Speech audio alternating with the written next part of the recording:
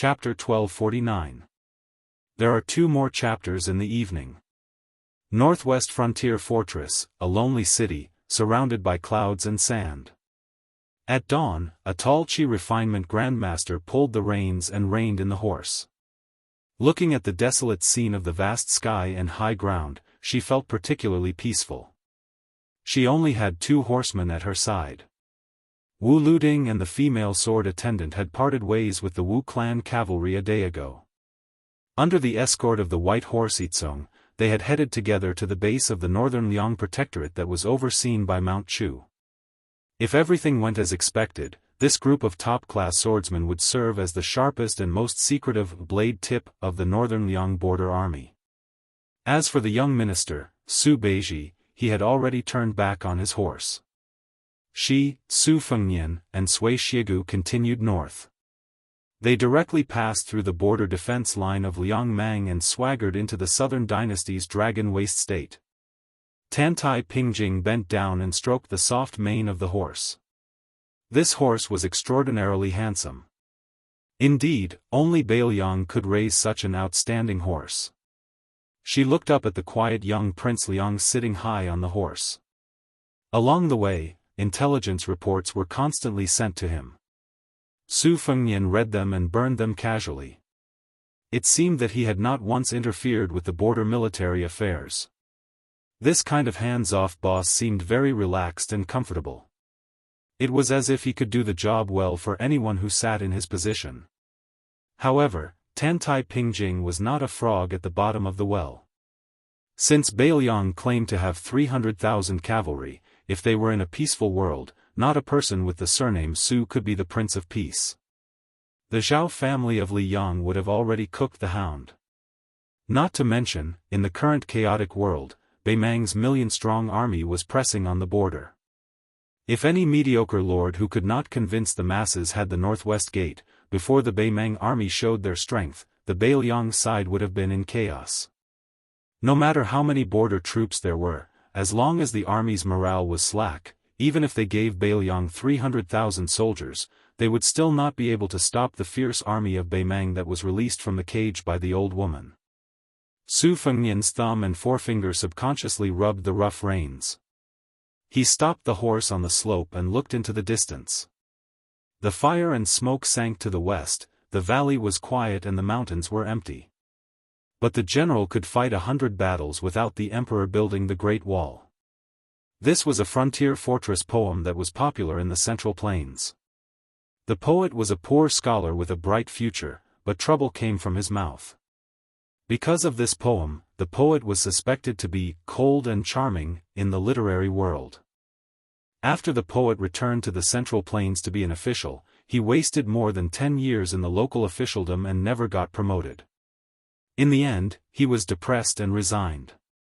When Su Fengnian first traveled in Jianghu with Huang, he once went to the poet's hometown. Although he was very embarrassed at that time, it was not a problem for him to pretend to be rich and buy a pot of wine to visit. Unfortunately, he only saw the moss and did not see the poet. Su Fengnian gently exhaled a turbid breath. At that time, he only thought that the emperor of the Zhao family must have done something. Later, when he personally experienced some of the officialdom rules, he gradually understood that it was not the man sitting on the throne who was so narrow-minded. It was the local officials who were trying to figure out the emperor's mind.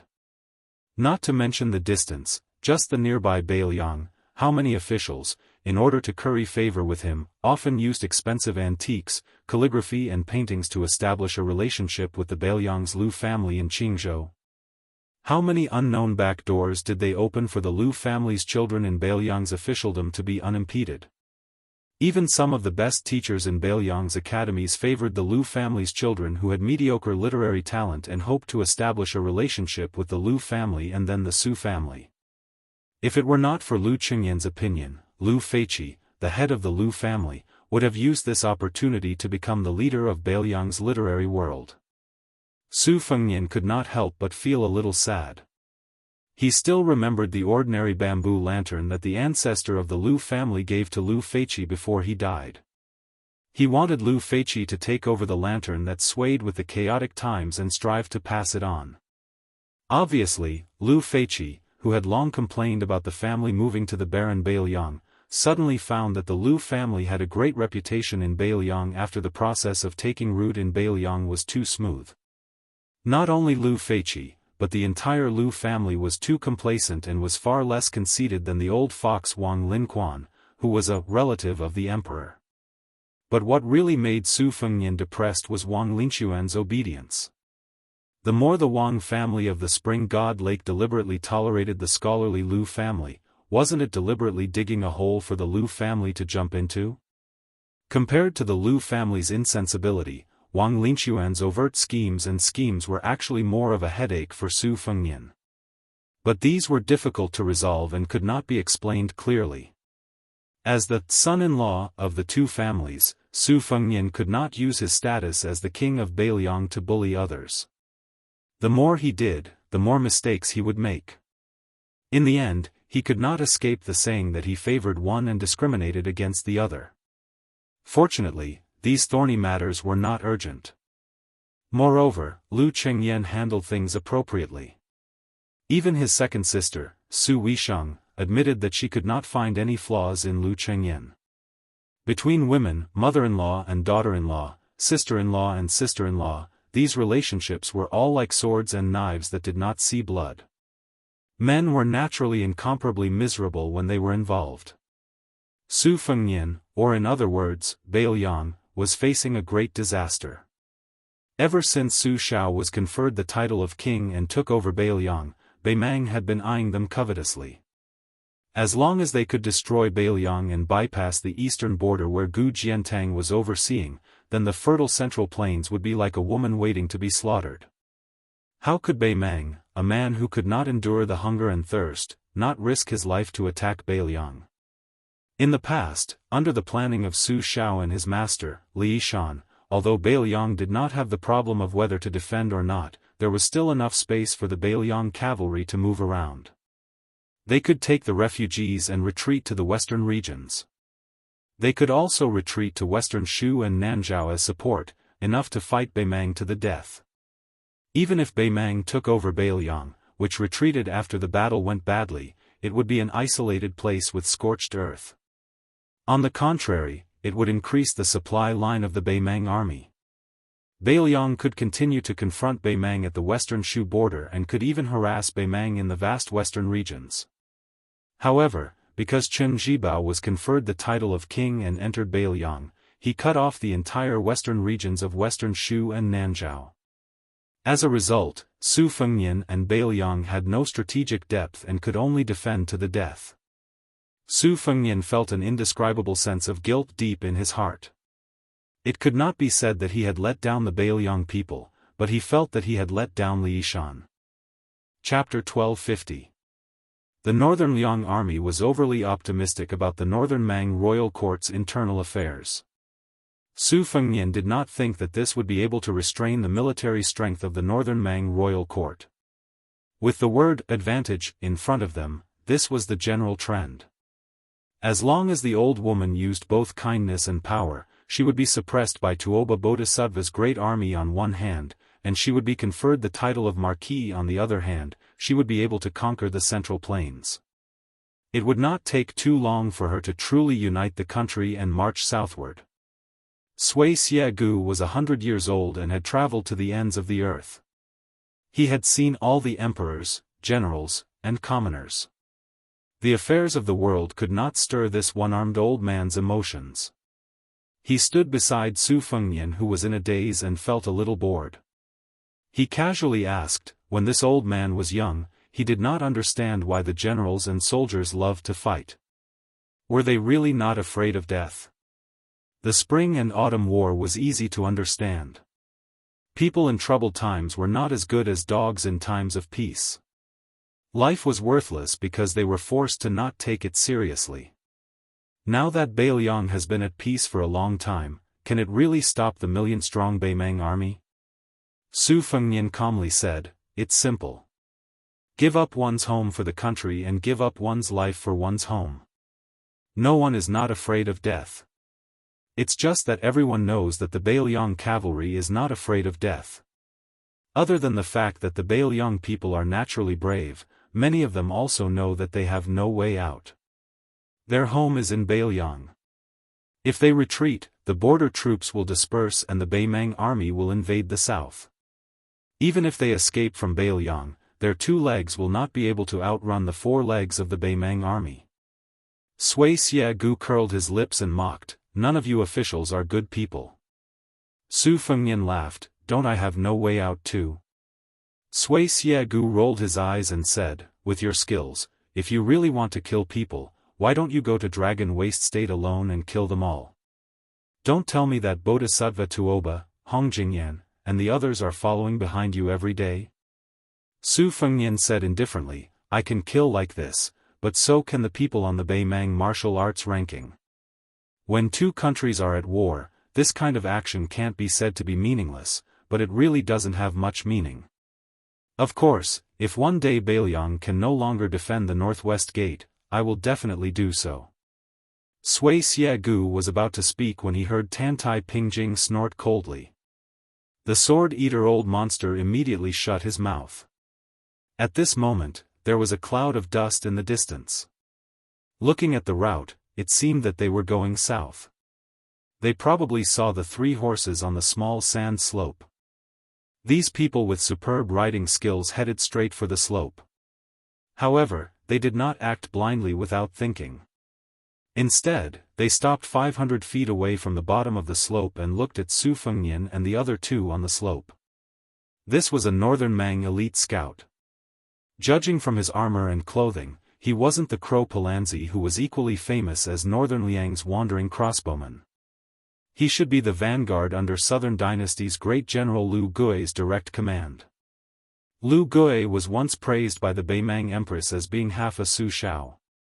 He was originally one of the candidates to replace Huang Songpu as the king of the southern courtyard.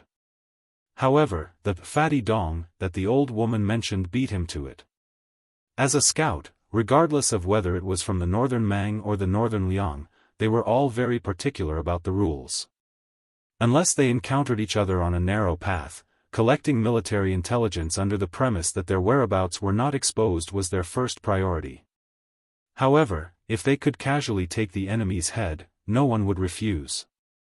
A rider rushed out of the group of scouts and shot an arrow from 100 paces away. His aim was excellent, the arrow flew straight toward Su Fengnian's head, who was in the middle of the 3 riders on the slope. This barbarian probably wanted to confirm the strength of these 3 riders. If they were not to be trifled with, then he would retreat. If they were just embroidered pillows, then he would kill them and take their horses. Now that the 2 armies of Liang Mang were facing off, the scouts would be the first to exchange lives. Su Fengnian turned his head and dodged the arrow. The scout quickly turned his horse around and retreated. Sui Xiegu stared with wide eyes and asked, "You don't want to eat meat that's delivered to your mouth? Isn't mosquito meat meat?" Su Fengnian shook his head and said, "Naturally, there will be top-notch Bailiang crossbowmen secretly watching us. Right now, Baimang's harassment seems very inexplicable. In order to obtain Baimang's precise motive, I have already paid an immeasurable price. The route of these Baimang scouts is the most valuable clue. As for who is the real bait, it will depend on the strength and luck of both sides." Sui Xiegu said in a carefree manner, "Bent intestines, how unpleasant." Su Fengnian laughed and said, "Do you want Baimang's million-strong army to obediently gather in one place and then fight with 30 of us in one go?" Sui Xiegu asked back, "You save the trouble and he saves the trouble. Everyone will be happy. Whoever loses will scram. What else do you want?" Su Fengnian couldn't help but laugh. The northern barbarians really want Bailiang to do that. To be honest, I also want to do that. The old swordsman's words sounded very absurd and amateurish, but if Liang Mang could really be so decisive and leave no room for negotiation, then everyone would be happy. Northern Mang would have the hope of taking down the tiger blocking their way south, and Northern Liang would also have the hope of defeating the Northern Mang army in one fell swoop. Baimang's advantage was very obvious. They had an absolute advantage in terms of numbers, but Bailiang's advantage was that Bei Mang's army was temporarily leaderless. Although Dong Zhuo was the commander in name, other than the 100,000-strong Dong family army, Hong Jingyan's Ruren cavalry, Dragon Waste Province's Gusai Province's 5th Army, and Lu Gui and Yang Yuanzhan's personal armies, he, as the king of the south, could not command them as he wished. On the other hand, Bailiang was different. Chu Lushan and Yuan Zuozong could control Bailiang's army. In a confrontation where victory would be decided in one battle, this was where Bailiang's opportunity lay. However, this kind of battle of wills that was equivalent to betting the throne of 2 dynasties was too extravagant for both sides. Su Fengnian looked at the Bei Mang scouts retreating north and said softly, half of Su Shao. No matter who wins or loses this battle, Lu Gui's 40,000 men will all die.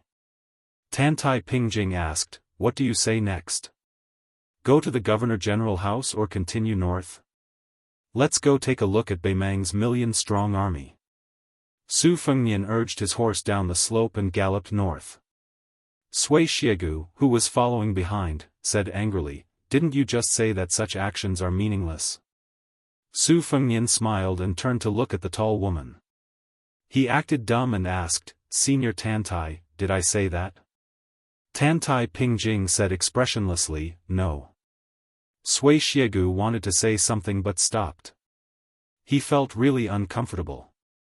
Su Fengnian started to hum a tune. The king told me to patrol the mountain.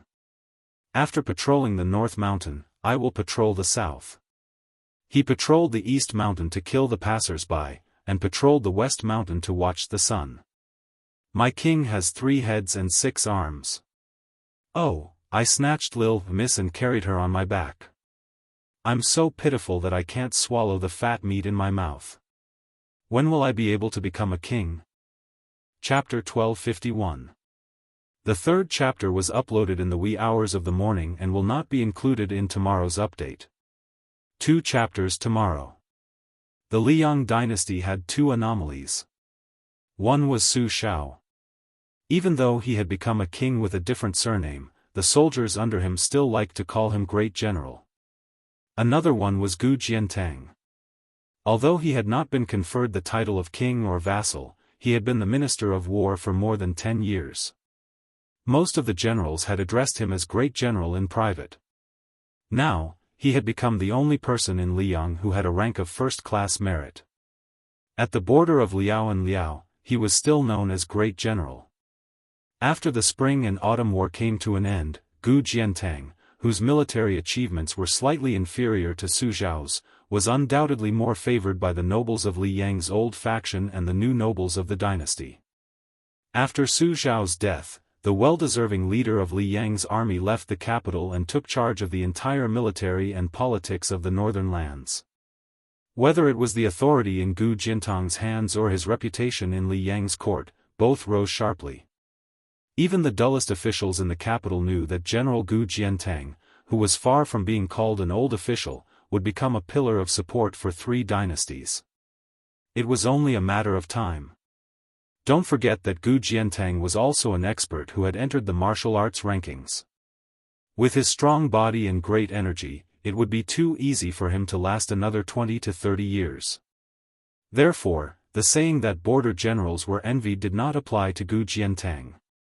After Gu Jiantang took over the Liao, the eastern front of the Liang dynasty, which had eaten up countless soldiers' salaries and silver, was said to be impregnable. Everyone in the Liao border army followed Gu Jiantang's lead. Especially before Great General Gu resigned as the Minister of War, Great Peace City had some objections to the bottomless Liao soldiers' salaries. After Gu Jiantang left the capital and went to the north, although Gu Lu, which had lost its backbone, started to fall apart, the court support for the eastern Liao border army became greater and greater.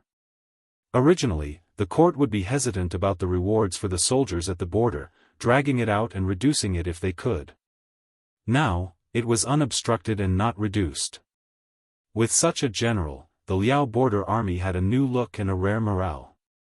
There were even rumors circulating in private that Great General Gu might be able to go one step further. Since Su Shao was a great general, he was Su Xiao had been a pillar of the country, and he was also one. Then, since Su Xiao was a king with a different surname, why couldn't he, Gu Jiantang, be one? Who in the world didn't know that the court was wary of Beiliang, but trusted great General Gu? The morale of the Eastern Front was high, especially after the northern barbarians brazenly split up their troops. Almost all the generals of the Tu Liao had gone to the general's tent to ask for battle. Since the northern barbarians clearly bullied the weak and feared the strong and decided to attack Beiliang first, why did they dare to challenge us with only 200,000 to 300,000 soldiers? Were they enough to fill the gaps between the teeth of our Eastern Front army? But whether it was the old subordinates who had followed Gu Jiantang during the Spring and Autumn War or the outsiders of Gu Lu who had been steadily rising in the Tu Liao, none of them were able to make the general nod. In the end, many generals were even chased out of the tent by the general, who didn't get tired of them. It was about to be winter. The Tu Liao were bitterly cold, and the coldness was bone-chilling. On the official road leading to a Wu castle, the leader of the cavalry was a man wearing a slightly old and expensive fox fur coat. Under the fox fur coat was an iron armor that was still as bright as new after many years. Behind him were 200 elite light cavalrymen who were familiar with archery and horses. The man was no longer young. His hair was white, but at a glance, there was no trace of fatigue or lethargy on his body. One could even clearly recognize his iron-blooded temperament that was full of hard edges. It was hard to imagine that a man who was almost 50 years old and had been an official of the capital for more than 10 years still hadn't lost any of his sharpness in the officialdom. On the contrary, those 10 years of hibernation were like 10 years of sharpening a knife. The more you sharpened it, the sharper it became. It must be known that the old fur coat he was wearing had extraordinary significance.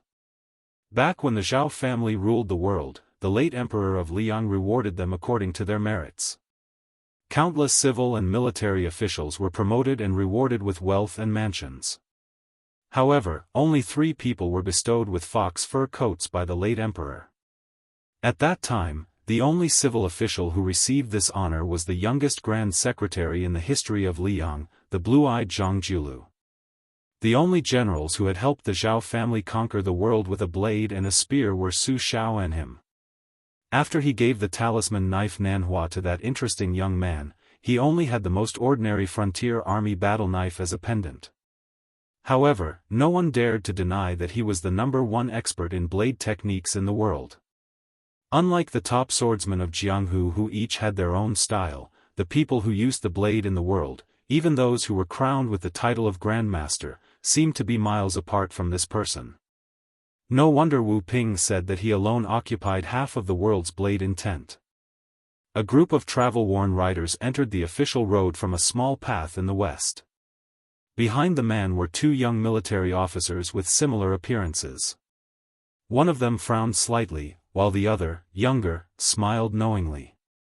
In the entire Liao, only that girl and that madman dared to block the road like this.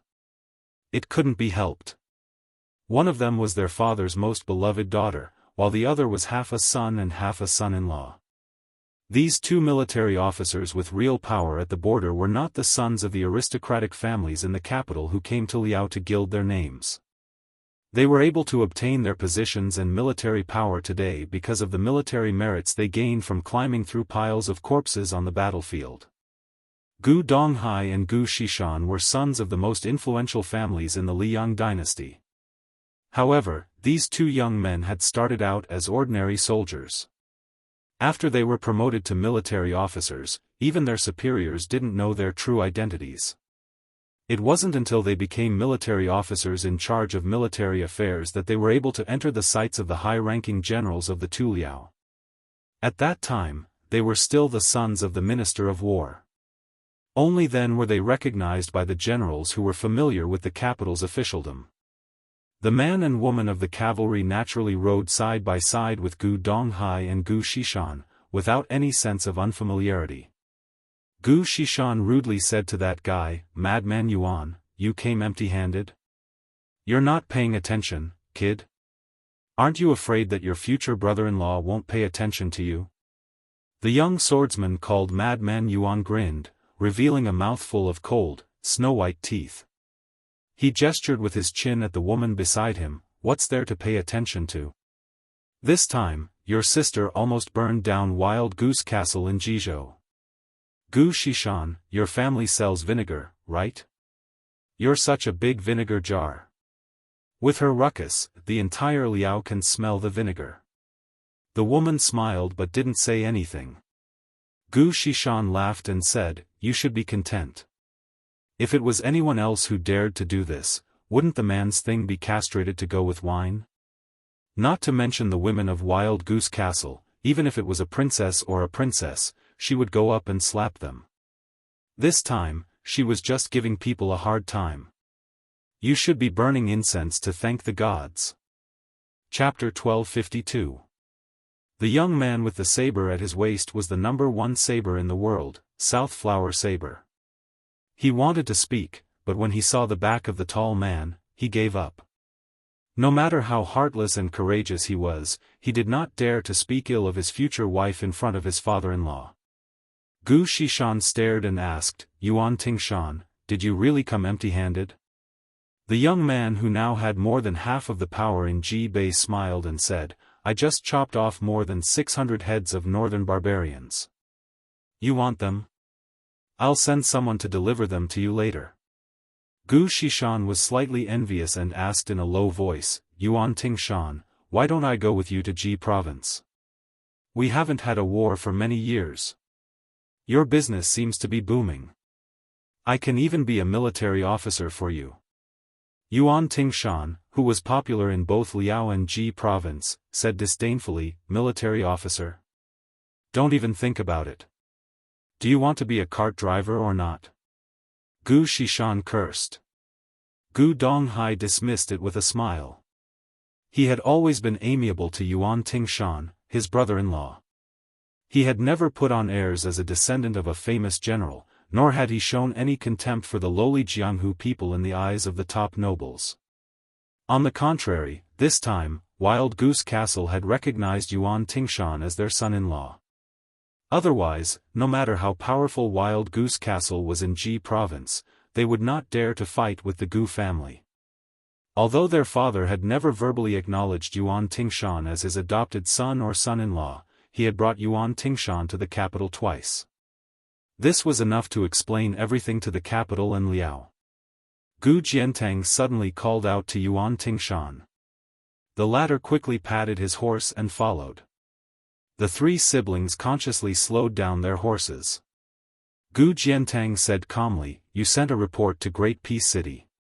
Yuan Tingshan pursed his lips and did not explain anything. Gu Jiantang's tone was still emotionless. After Donghu marries you, she will no longer be part of the Gu family. Yuan Tingshan felt as if he was struck by lightning, but he still did not want to lower his head. He said in a low voice, General, don't worry. I can raise her. The corners of Gu Jiantang's mouth seemed to curve into a sneer. Yuan Tingshan pulled on the reins and abruptly stopped the horse. Other than Gu Jiantang, Gu Beihu, who had made up her mind to follow her husband, Gu Donghai and Gu Shishan, who were confused, continued to follow Gu Jiantang to Fort Wu. She asked carefully, what's wrong? Did you make my father unhappy? Yuan Tingshan grimaced, looking like he had a headache. The horseman he brought with him also stopped by the side of the road. Yuan Tingshan rubbed his chin and said, your father is really interesting. He obviously wants to eat the 200,000 Beimang soldiers, but he wants to be a stone Buddha. Even after I handed over the booklet, it would only benefit your father, but your father still refused. I just can't figure it out. What's the point of being a pillar of the country? Gu Beihu was shocked. Wasn't that memorial to ask for merit from the Ministry of War? Yuan Tingshan tilted his head and spat. A few hundred barbarians' heads are nothing to me. I'll feel ashamed if I tell others about it. If I want to do something, I'll do something big. This time, I'm helping the Zhao Emperor kill a man. His head is worth a few 100,000 barbarians. Gu Beihu was stunned. Gu Jiantang turned his head and looked towards the south. His eyes were dark and complicated. In the imperial study of Great Peace City, the Emperor of Zhao walked to the center of the study, squatted down and used a pair of tongs to stir the charcoal in the brazier. Beside him, Song Tonglu, the head of ceremony directorate who served the emperor, bent his back and trotted over. His steps were quiet, like the steps of an agile cat, but one could see that this successor of Han Shengxian was trembling with fear.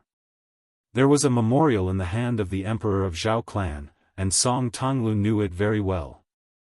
It was sent to him by Yuan Tingshan, a popular figure in Ji Bei. As for what was written on the memorial, when Han Shengxian was still the head eunuch, he could read it first before deciding whether to submit it to the emperor or to the Ministry of War. But now, the imperial palace had set up an assistant eunuch, and Song Tonglu did not dare to touch it anymore. The emperor of Zhao family held the memorial and placed it on the burning charcoal.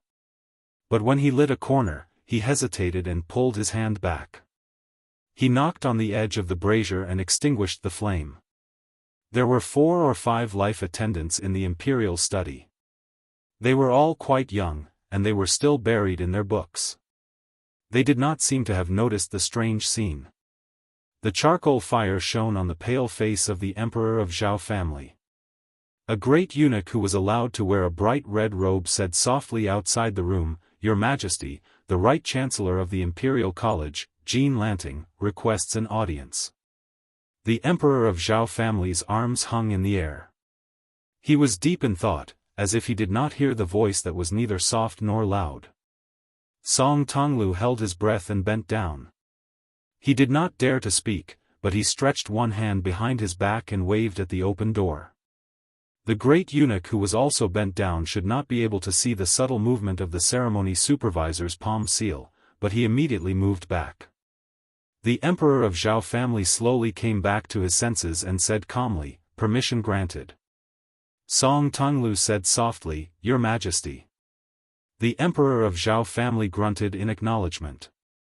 Soon, Song Tonglu quietly brought in a small embroidered stool. The emperor of Zhao family sat in front of the brazier. The memorial was placed on the front lapel of his yellow dragon robe. It was placed on a beautiful dragon that was baring its fangs and brandishing its claws. Jean Lanting, who had a beautiful beard, stepped over the threshold and was about to kneel down when the emperor of Zhao family said softly, "You're excused." The emperor of Zhao family stretched out his hand. Song Tonglu hurriedly brought in another stool. Jean Lanting, who was flattered, carefully sat down after thanking him. The emperor of Zhao family looked at the scholar from Beiliang. The haze between his eyebrows seemed to have lightened a bit. He said pleasantly, "Third young master, do you have something to report?" Jean Lanting's expression was calm and resolute. It was as if he was possessed by a god. He looked like he was about to die. He said respectfully, "I do have something to report. I should have reported it to you, but I think I should still report it to your Majesty face to face." Jean Lanting stood up, bent down, and took a few steps back. He knelt down with all his strength and prostrated himself on the ground. He said slowly, "Your humble servant Jean Lanting wants to impeach Grand Secretary Zhang Jiulu for 10 major crimes." Your humble servant. Grand Secretary. In the imperial study, almost all of the emperor's personal servants trembled. The emperor of Zhao family was silent. In the eastern palace, Crown Prince Zhao Zhuan stood alone under the golden birdcage with a dumb parrot. He was whistling happily. He said to himself, his purpose is to be the world's #1 traitor since ancient times. He used power to avoid it. Let me calculate, how many crimes are there? Controlling the power of the court and acting arbitrarily. Raising a border army for private reasons and squandering the national treasury. Colluding with the powerful eunuch Han Shengxian. Framing the valiant martyr Han family for personal reasons. Not doing enough to govern the country, leading to the restoration of West Chu. And? I can't seem to think of anything else even after racking my brains.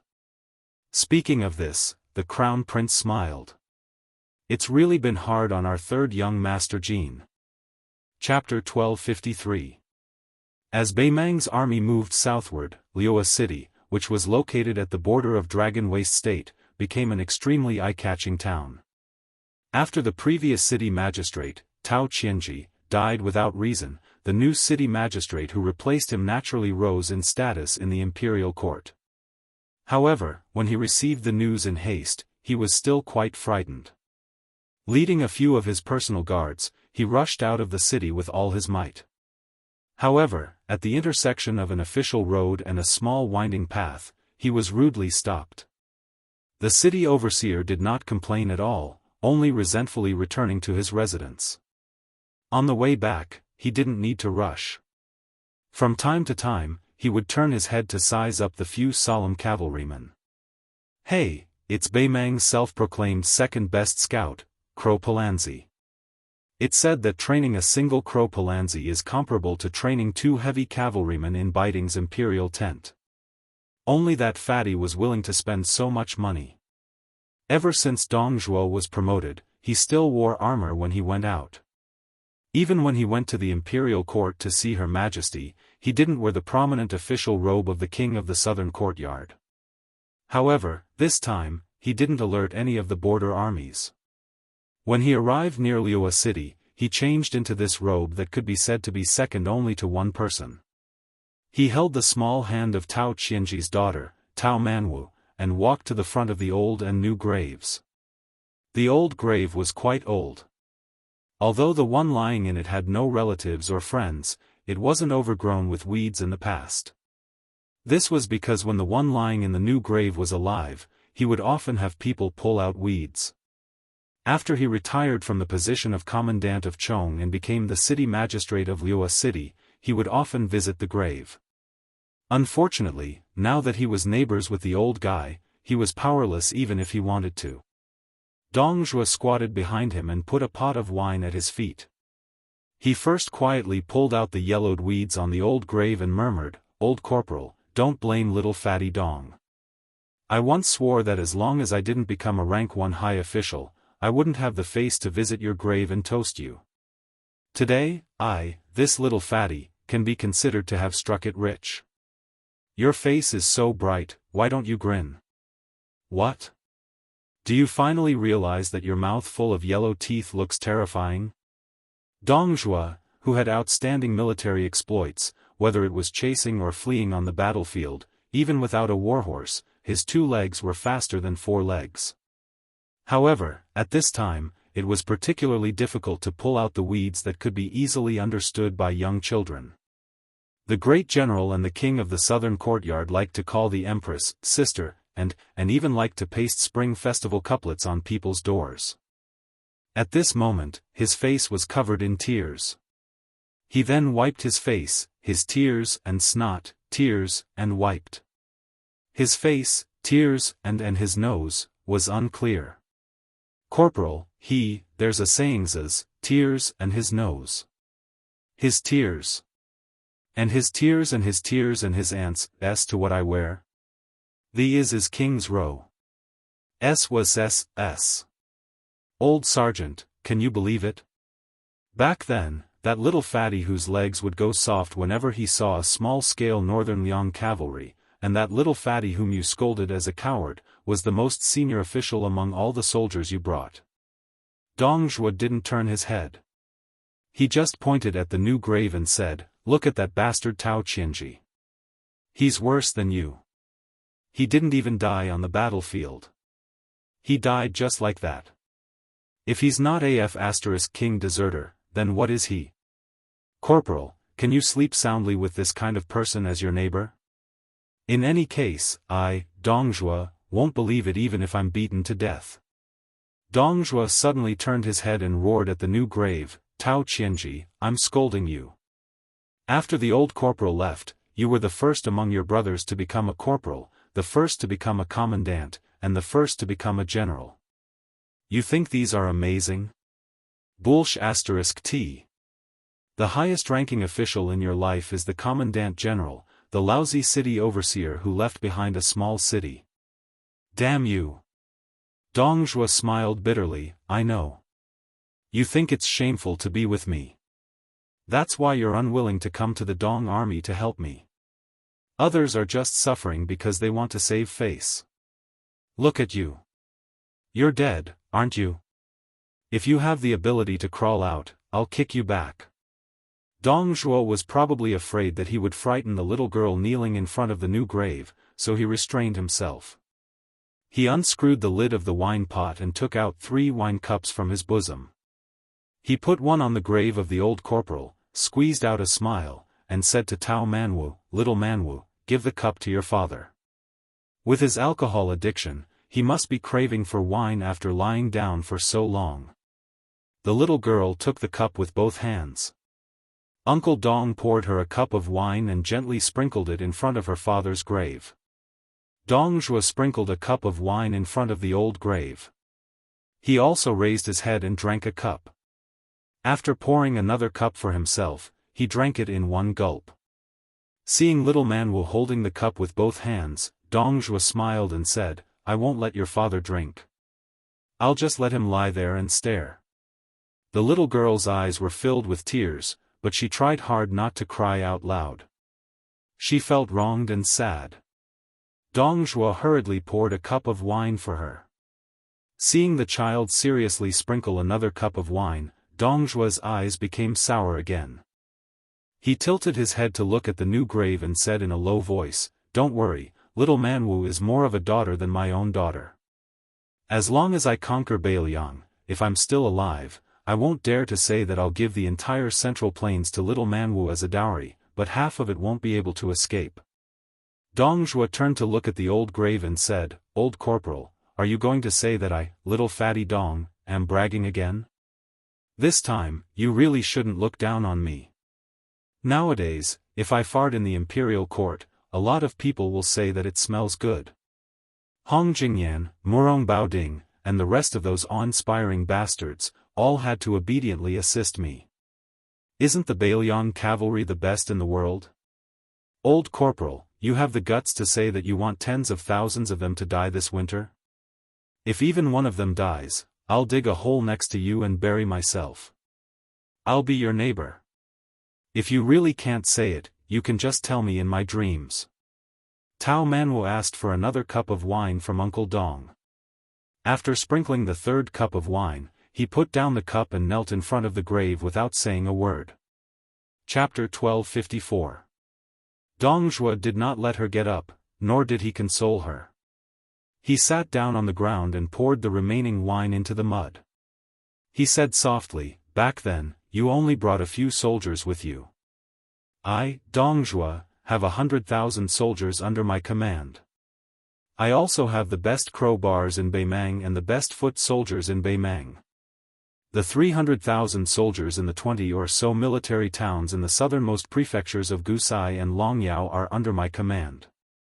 Hong Jingyan's Ruren cavalry and the 100,000 private soldiers of great generals like Lu Gui and Yang Yuanzan are still under my command. Further north, the 2 Jadushi who are holding half of the military tally, 200,000 soldiers, have also obediently handed it over to me. Once His Majesty has cleaned up the grasslands in the north, other than Tuoba, everyone else who has reached the border of the southern dynasties will also be under my command. Bailiang is not that big. With so many people and so many warhorses, just a little pea is enough to cause a flood in Bailiang.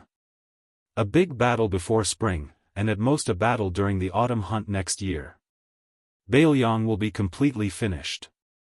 Dong Zhuo laughed sinisterly. "Bailiang must think that the battle will last for 3 to 5 years. I, Dong Zhuo, have been a fox for more than 10 years. This time, I will be the alpha wolf. I will not rest until I have eaten my fill." Dong Zhuo grabbed a handful of mud and threw it away. He stood up and said, "Old Dekarch, Old Tao, I will take this empty wine pot with me. When I lead the army to the southern border of Liang, I will bring back a pot of mud from there. I will let you 2 country bumpkins who have never even been to Bailiang see what kind of fertile soil can grow rice." Dong Zhuo stood up and looked at young man Wu who was still kneeling. He bent down and rubbed her little head. He said softly, "We should go." The little girl stood up and silently raised her arm to wipe away her tears. Dong Zhuo thought for a moment and lowered his head to look at the luxurious robe he was wearing. He took it off, folded it neatly, and placed it between the two graves. He said indifferently, returning home in glory, "No one will look at me." "Then why are you still wearing it?" Dong Zhuo placed young man Wu on his shoulder and left in large strides. He smiled and said, "Young man Wu, didn't uncle give you a pony? Very soon, you will be able to cross the river with our million-strong army." Iron horses and ice rivers entered the central plains. When the news spread throughout the capital, Great Peace City was not in an uproar. Everyone was silent out of fear. It was not easy to live in the capital. However, the right chancellor of the Imperial College, Jean Lanting, who had risen to the top in just a few years, listed out the 10 major crimes and impeached none other than the founder of the Liang dynasty, Grand Secretary Zhang Jiulu. Most of the people in the capital felt that this outsider had truly gone mad. Challenging Grand Secretary Zhang, if this wasn't throwing an egg against a rock, what was it? During these dozen or so years, the people who wanted the Grand Secretary to lose his position could be said to have come one after another. Every now and then, they would jump around a few times. However, most of the time, the Grand Secretary didn't even bother to give them a proper look. Meanwhile, these people who overestimated their own abilities were all important figures who could shake the capital with a stomp of their feet, all of them deeply rooted. However, who succeeded? Moreover, their appetites weren't that great. They only wanted that green-eyed child to take off his official robe, not daring to have this number 1 civil official of Liang Imperial Court meet the late emperor. Of the 10 great crimes, the one that everyone believed in the most was actually the one that forced the death of Ji Province's Han family. This was indeed a secret matter passed down by the father-son-in-law Grand Secretaries. Jean Lanting used the 8 words "lantern light continues, endless salary," to describe Zhang Jiulu's political reform. It could be said to be incomparably accurate. Meanwhile, what was worth pondering over was the crime of colluding with the powerful official Han Shengxian, leading to a foul atmosphere in the inner and outer courts. Now that the human cat Han Shengxian was already dead, how was the Grand Secretary going to defend himself? However, the one that carried the most destructive force was also the one that left everyone feeling the most inconceivable. It wasn't privately raising the 2 vast border armies, but rather the last of the 10 great crimes. After ruling for more than 10 years, he opened up a large amount of salt and iron, pouring all of his energy into the northwest. When this news quickly settled down, it seemed like it quickly disappeared without a trace, but more and more people began to chew on the hidden meaning within.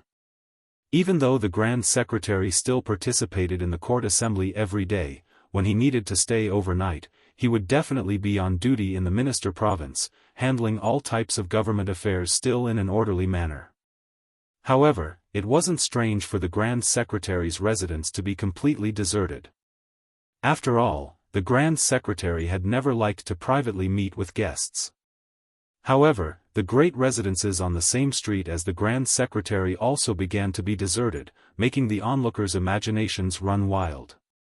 More importantly, this time, Zhang Jiulu didn't strike like he did against Zhao Xuangue. Bai Yan didn't react at all to the ungrateful and mad dog biting of 3rd Jean, the right chancellor of the Imperial College. At the same time, there was one matter that had to be mentioned. That was, Yin Mao Chun, who had the title of Hidden Minister and was in charge of the evaluation of local officials this year, had quietly returned to the capital ahead of time. The emperor and the crown prince paid a visit to Qi Yanglong's mansion. Huanwen claimed that he was sick and didn't participate in the court assembly. Immediately after, the sound of winter thunder rang out in Great Peace City. General Yang Shenxing, who had been caught by the West Chu rebel army and was covered in dirt, secretly went to Great Peace City to prove that the Grand Secretary Zhang Jiulu had framed the Han family in the past and wasn't wrong. On the day of the beginning of winter, the emperor personally led a group of Great Peace City officials to welcome the winter in the northern suburbs. Among the nobles, other than Huanwen, who still didn't appear, all the officials in the capital led by Zhang Jiulu were present. Thus, there was no morning court assembly for the beginning of winter. However, after the beginning of winter, there would be a grand court assembly. The Son of Heaven would bestow jackets to the officials, implying that he sympathized with the officials to protect them from the winter cold. On this day, Tantanon, who had gotten up early before the sun rose, sat alone in the study and stared blankly at the sky outside the window for a long time. The sky gradually brightened. The old man went to the bookshelf and took out a handwritten book that his teacher had given him. He ground the ink himself and shakily wrote a line of words on the title page of the handwritten book. He planned to have the steward of the residence send it to the Grand Secretary's residence. Winter is getting colder. Old friend, please wear more clothes. After writing, the old man started to stare blankly again. Then, an old steward of the residence stumbled into the study with a pale face. He said sorrowfully as if the sky had fallen, "Master, the Grand Secretary said in the court assembly that the 2 generations of the Su family have guarded the Northwest for more than 20 years and have worked hard. Su Fengnian has inherited his father's work and is loyal. He should be made a pillar of the country. What should we do? Why did the Grand Secretary do this? Most importantly, His Majesty didn't get angry. Although he didn't agree to the pillar of the country, after the imperial edict was rejected, he once again bestowed the new Prince Liang a pillar of the country." Huan Wen waved his hand expressionlessly, indicating for the old steward to leave. The study returned to silence. Huan Wen gently closed the precious handwritten book that had been opened and muttered, "Old man, I can only burn it for you." Chapter 1255. There's one more chapter in the morning, not included in tomorrow's update. 2 more chapters for tomorrow. In the winter, the water outside the Great Wall dried up and the grass turned yellow. To be able to come across a little bit of tenacious greenery was exceptionally pleasing. The 3 of them stopped their horses by the bank of a water source. If they rode straight north for 3 days, they would be able to see the tiled city. Su Fengnian squatted down, scooped up a handful of water and splashed it on his face. He exhaled deeply. Sui Xiegu, who was not familiar with military affairs, asked casually, "Are these northern barbarians out of their minds? Why don't they station their troops at the border in early autumn? Didn't these nomadic barbarians, who lived on horseback, invade the central plains in autumn to plunder the harvest? What's the point of plundering in winter?" Su Fengnian could not help but laugh. Tan Tai Ping explained calmly, "What you're saying is the general situation. In the past, the nomadic tribes brought great damage to the central plains. Most of them came south in winter, taking advantage of the frozen river to allow the cavalry to pass unimpeded.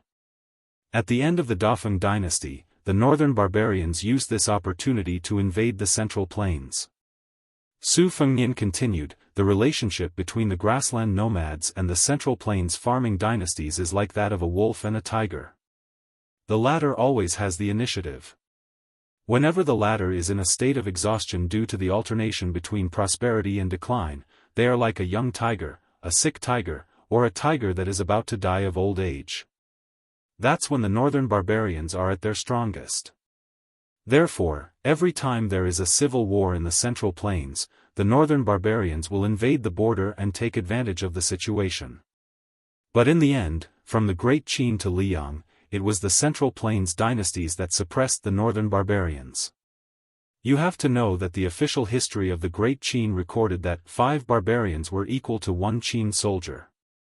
The official history of the Dafeng dynasty also said that the barbarians were skilled in Qin, but 3 of them were equal to 1 Dafeng soldier.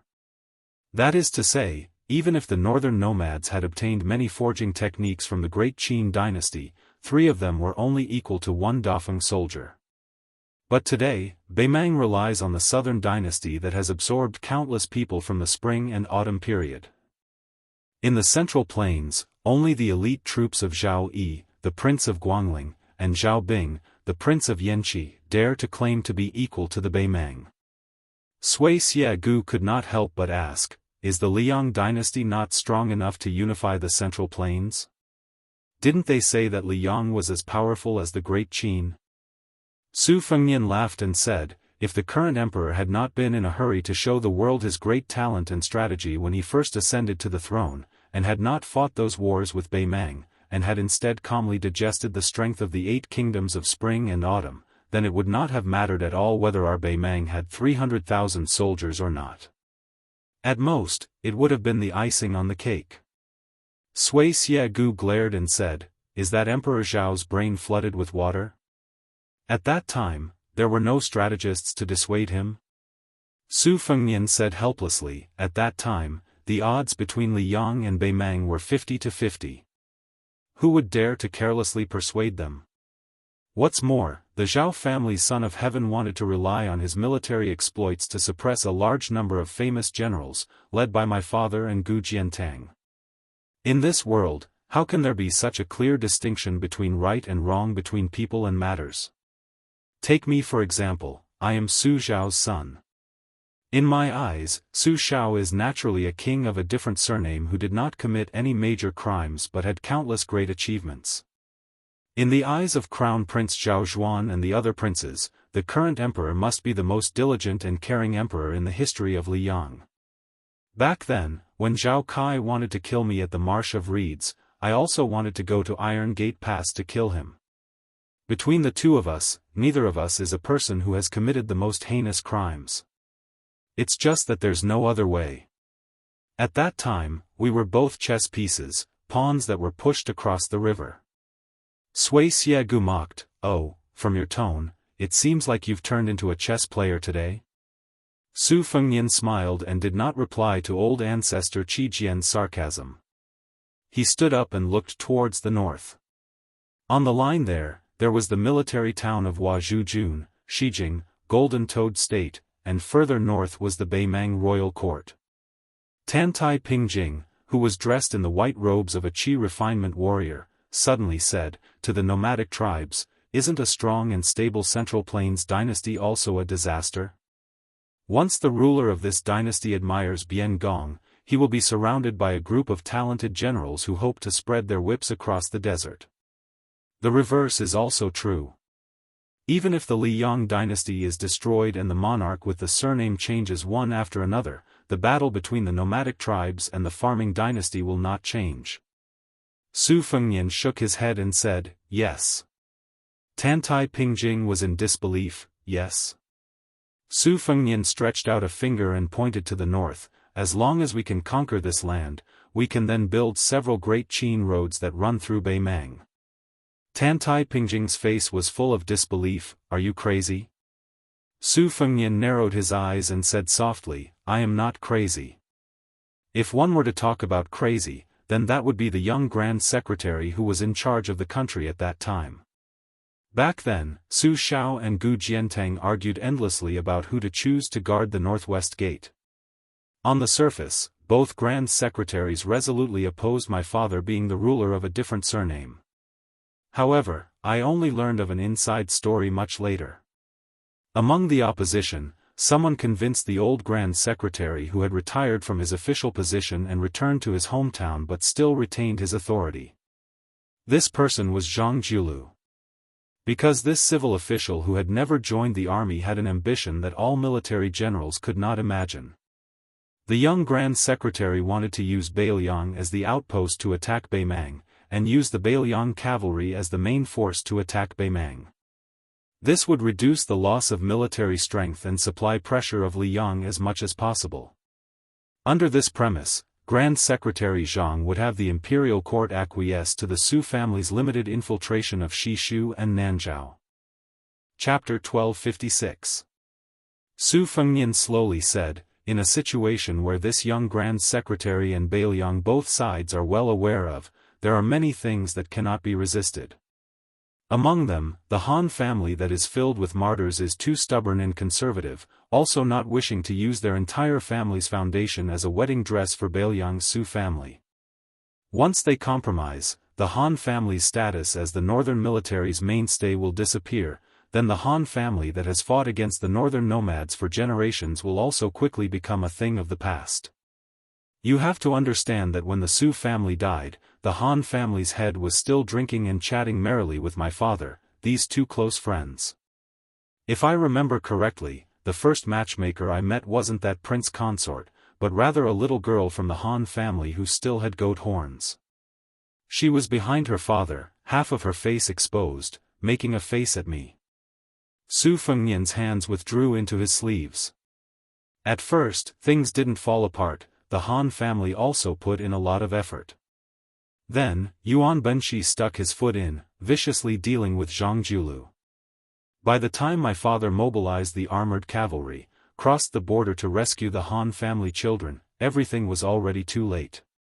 Su Fengnian looked towards the sky. When I was young, would often dream of that goat-horned girl, half of her face covered in blood, always crying, telling me that it hurt. Su Fengnian said in self-mockery, in the past, I was most afraid of having nightmares about her. Later on, when I wanted to dream about her again, there was already no way. Su Fengnian's waist bent slightly, as if he couldn't bear the burden, but also as if he remembered someone. When I was young, I didn't understand anything, saying a lot of things out of anger. I even said something to Su Zhao's face, roughly saying that I became Su Zhao's son, that it was 8 lifetimes of bad luck, that I was like this, that my mother was also like this. When I grew up, only then did I realize that Su Zhao actually already couldn't have done any better.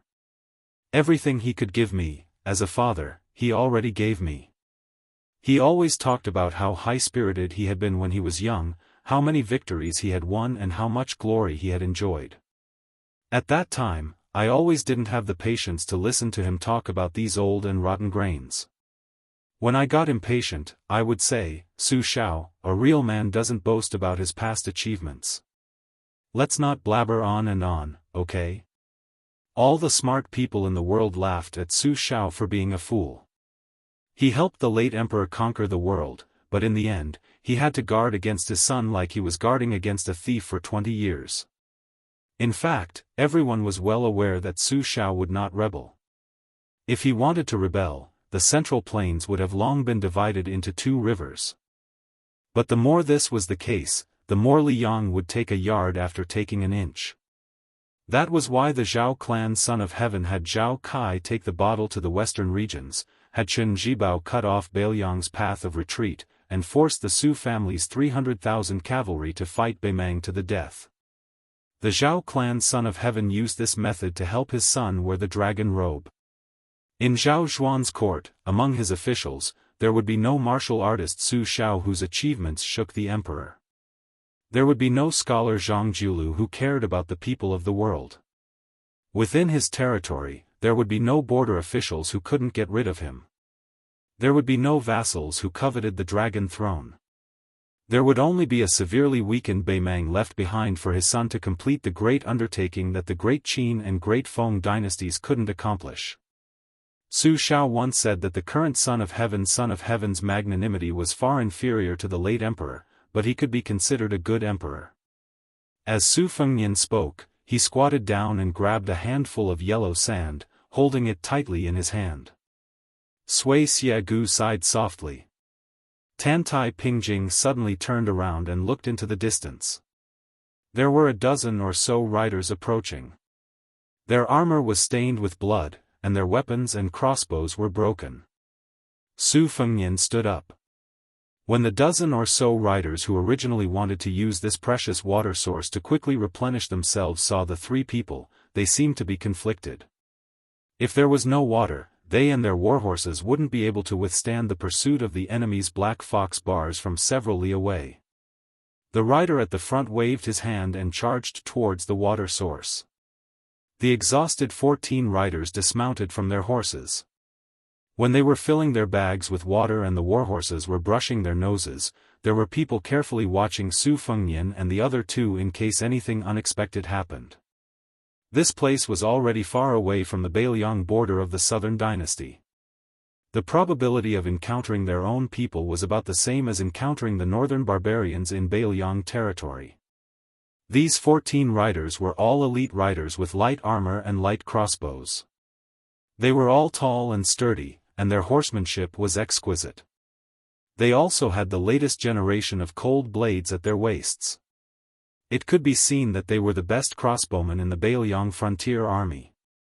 However, this time, they had probably encountered an enemy force of at least 100 riders. All of them were injured. One of the warhorses had reached the water source and swayed a few times before dying on the spot. The rider held back his tears and didn't look at his beloved warhorse. Without a word, the two riders beside him exchanged for a less damaged crossbow for him. This crossbowman who had lost his mount and was destined not to return to the border alive was even less likely to return on the same horse as his comrades. That would only cause the death of another comrade. This rider carried the light crossbow on his back and touched the cold blade at his waist. He grinned at the other crossbowmen and then turned to face the black fox bars that were pursuing them and intercepting military intelligence. At this moment, the leader of the crossbowmen, who had already mounted his horse, saw the young man with an extraordinary bearing. He smiled and said, "I'll give you 3 horses in exchange for a cold blade. How about it?" The man who looked like the leader of the crossbowmen was taken aback. He asked, "You're also from Liangzhou?" Su Fengnian nodded. "I'm a native of Liangzhou." The leader of the crossbowmen quickly said, "If that's the case, I can lend you my cold blade. However, I hope that young master can come find me at Wolf Sealing Pass later. My name is Zhu Geng. This time, my brothers and I owe you our lives. Young master's steeds are all priceless. Even if we sold everything we had, we still wouldn't be able to afford them. Zhu Geng definitely won't be able to repay this favor in this lifetime. Zhu Geng isn't a hypocritical person. I only dare say that in the future, I'll kill 30 more northern barbarian bars for young master." Zhu Geng turned to the rider who had clearly gone to his death. "Li Tingji, get back here. Get on my horse and return to Wolf Sealing Pass with me." Su Fengnian gave the 3 horses to Zhu Geng. When he handed over the reins, he said something that Zhu Geng didn't understand. However, he didn't have the time to think about it. 1 crossbowman for 50 riders. I owe you 36 lives. The 14 riders cupped their fists in thanks. Zhu Geng didn't forget to remind him, "Young master, be careful. There are 60 Black Fox barbarians and 300 Beimang light cavalry about 2 li behind us." Su Fengnian nodded. After the 14 crossbowmen were far away, he looked at the 2 battered warhorses. He turned to Tantai Pingjing and Sui Xiegu and said, "I'll have to trouble the 2 seniors to send these 2 horses to Wolf Sealing Pass. Then, wait for me at the Governor-General's residence." Sui Xiegu was about to speak when he saw Tantai Pingjing's cold glare. He could only swallow his words. Su Fengnian's right hand held the borrowed Beiliang blade and slowly walked forward. His left hand, which had been holding a handful of sand, loosened its fingers. Yellow sand scattered into the air. He slowly walked towards the 300 riders. Next spring, the loquat tree in a small courtyard would sprout new buds and bloom new flowers. The next spring would be the same. However, he didn't know if he would be able to see it with his own eyes. Chapter 1257. During the wars of the spring and autumn period, scouts were the sharpest antennae of an army. They were rarely deployed on such a large scale. However, on the border of Liangmang, it was the exact opposite. Scouts rarely went out alone to capture military intelligence. The reason was very simple. Both sides were at the peak of the use of scouts. Whether it was the degree of importance or the speed of attrition, it far exceeded that of the Central Plains.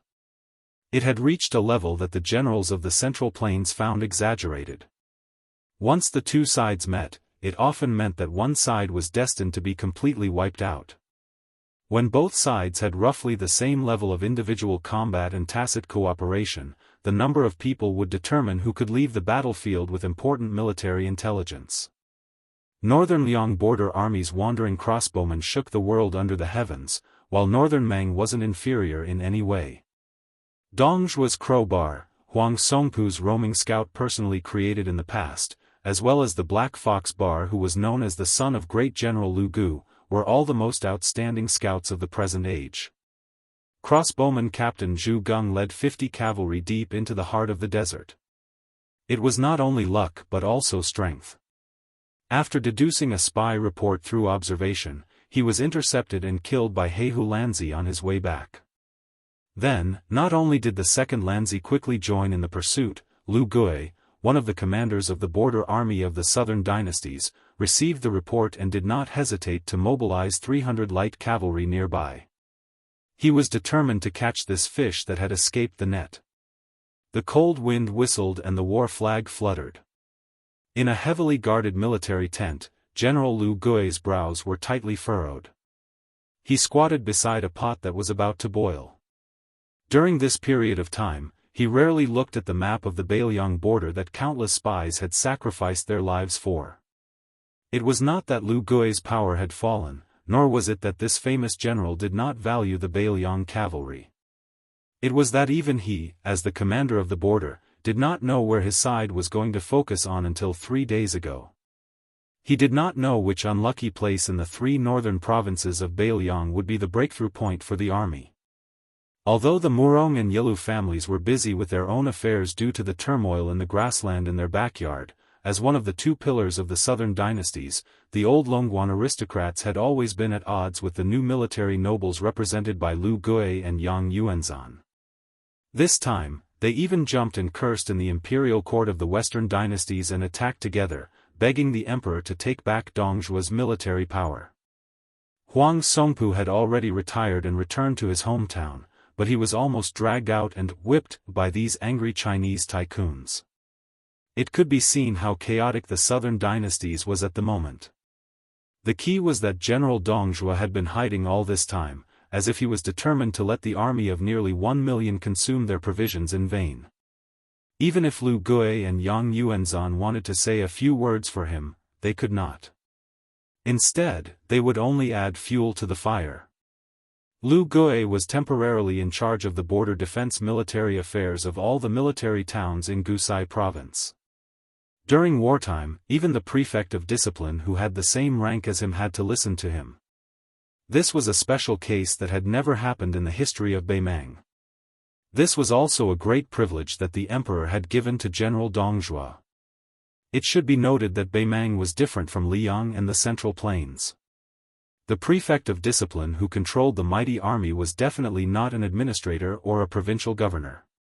Thinking of this, Lu Gui had already smelled the unique aroma of brick tea, goat milk, and butter tea leaves mixed together. Lifting the lid of the pot, this general who used to be from a noble family in the Central Plains was in a good mood. He grabbed a handful of salt and threw it into the pot. Different from General Yang Yuanzhan who used to be a slave, and also different from Huang Songpu who had a glorious ancestor, Lu Gui's family was not in the upper class among the remnants of the northbound tribes. However, after arriving in the southern dynasties of Beimang, they would not be wantonly slaughtered like pigs or dogs. Lu Gui's status today was attributed to his hard study in the old country when he was young. It was also attributed to the military strategies he had read in those books. Because of him, Lu Gui's family had a second spring in Beimang. He was also worthy of the name of the resurgence of the family tree. However, after Lu Gui became famous, he was not like many of the remnants of the spring and autumn period who were nostalgic for the past or the extravagant nobles of Beimang who never drank the famous tea from the Central Plains. After arriving in Beimang, Lu Gui fell in love with the milk tea in the pot in front of him. He liked the strong fishy smell of goat milk and horse milk. After scooping a bowl of tea, Lu Gui put it to his nose and sniffed it. He held the bowl with one hand and slowly turned it. The descendants of his family seemed to be drinking a famous tea from the spring god lake. They did not hesitate to spend a lot of money.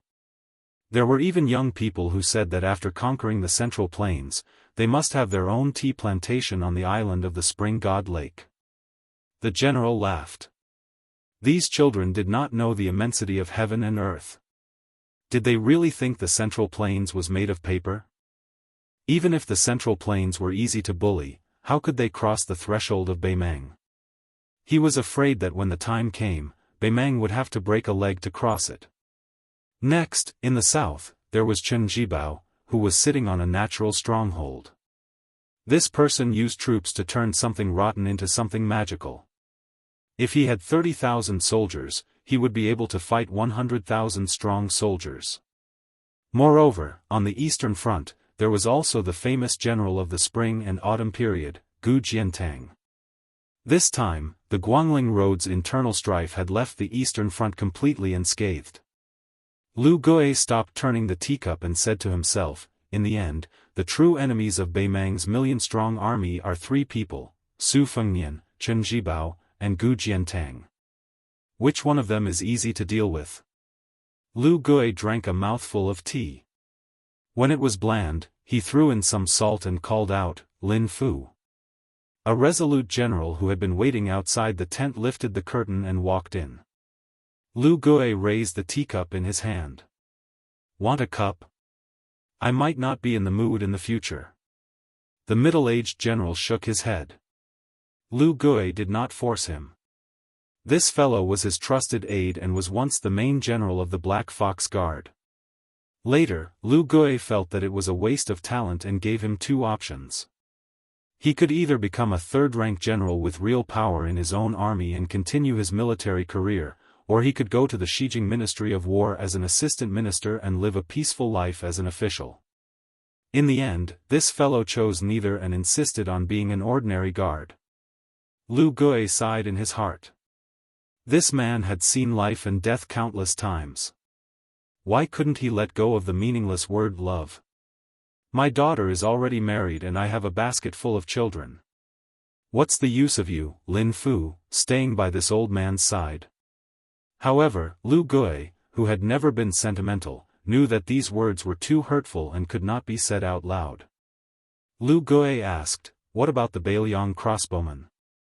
Lin Fu said in a low voice, don't worry, they won't be able to escape back to Beiliang. Moreover, even if they are lucky enough to find something, they will only think that our army is moving out to attack Liuzhou. Lu Gui raised his head, his expression solemn. He seemed to have lost his previous amiability, but he also did not deliberately reveal his power. Chapter 1258. However, Lin Fu was instantly covered in sweat. He lowered his head and said, General, apart from the Black Fox Guards and 300 personal cavalry, I also asked for a master expert from the spider web spies. There is also news that the daughter of Jade Cicada Prefecture's governor, Princess Hong Hu, has followed. Lu Gui nodded and stared at this fellow. Luckily, you didn't drink that cup of tea. Otherwise, would have whipped you 10 times.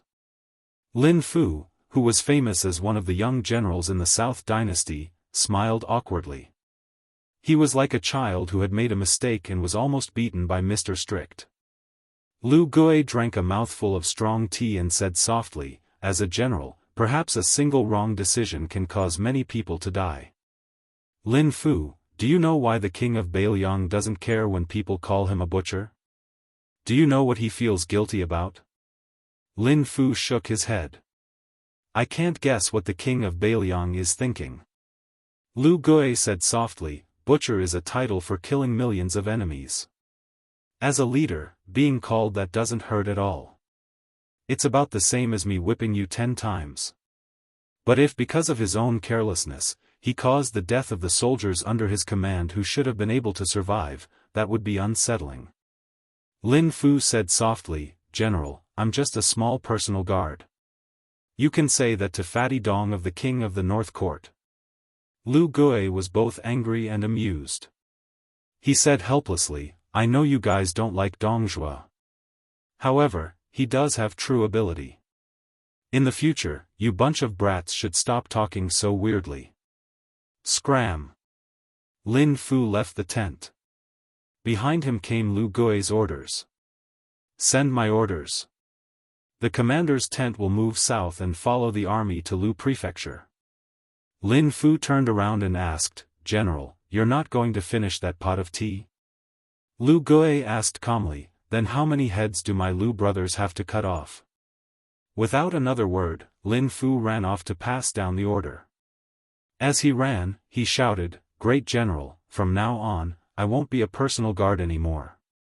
Last time, we agreed that I would be a third-grade general.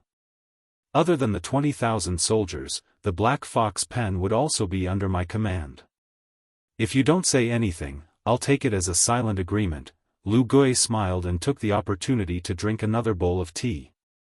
Because within a month, there were people from all walks of life who left their original stations and rushed to the border of the two prefectures.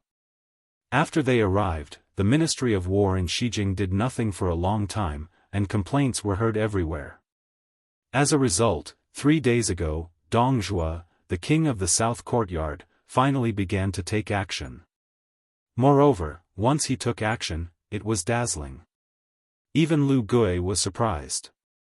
The personal troops of border commander Lu Gui set out to kill their way to Luzhou.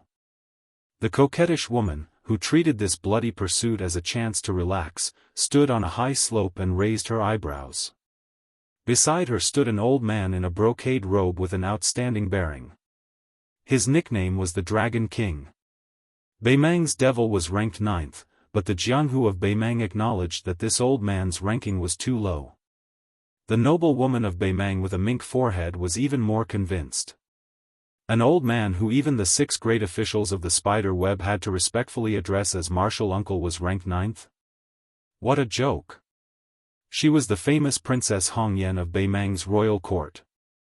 She was said to have countless male companions. Her father was the governor of Jade Cicada Prefecture, but he was punished by the emperor because of a slip of the tongue. She seemed to be the most aggrieved of the 8 governors, but she was still one of the most favored descendants of the Murong Empress. When she was still a little girl, she followed her father to the capital to meet the emperor. The empress, whose hands had not been washed clean of the blood of the yellow dragons, would smile as she held Princess Hongyan in her arms and let the child stand on her knees. That scene was unforgettable to many of the elders of the Yelu and Murong royal families.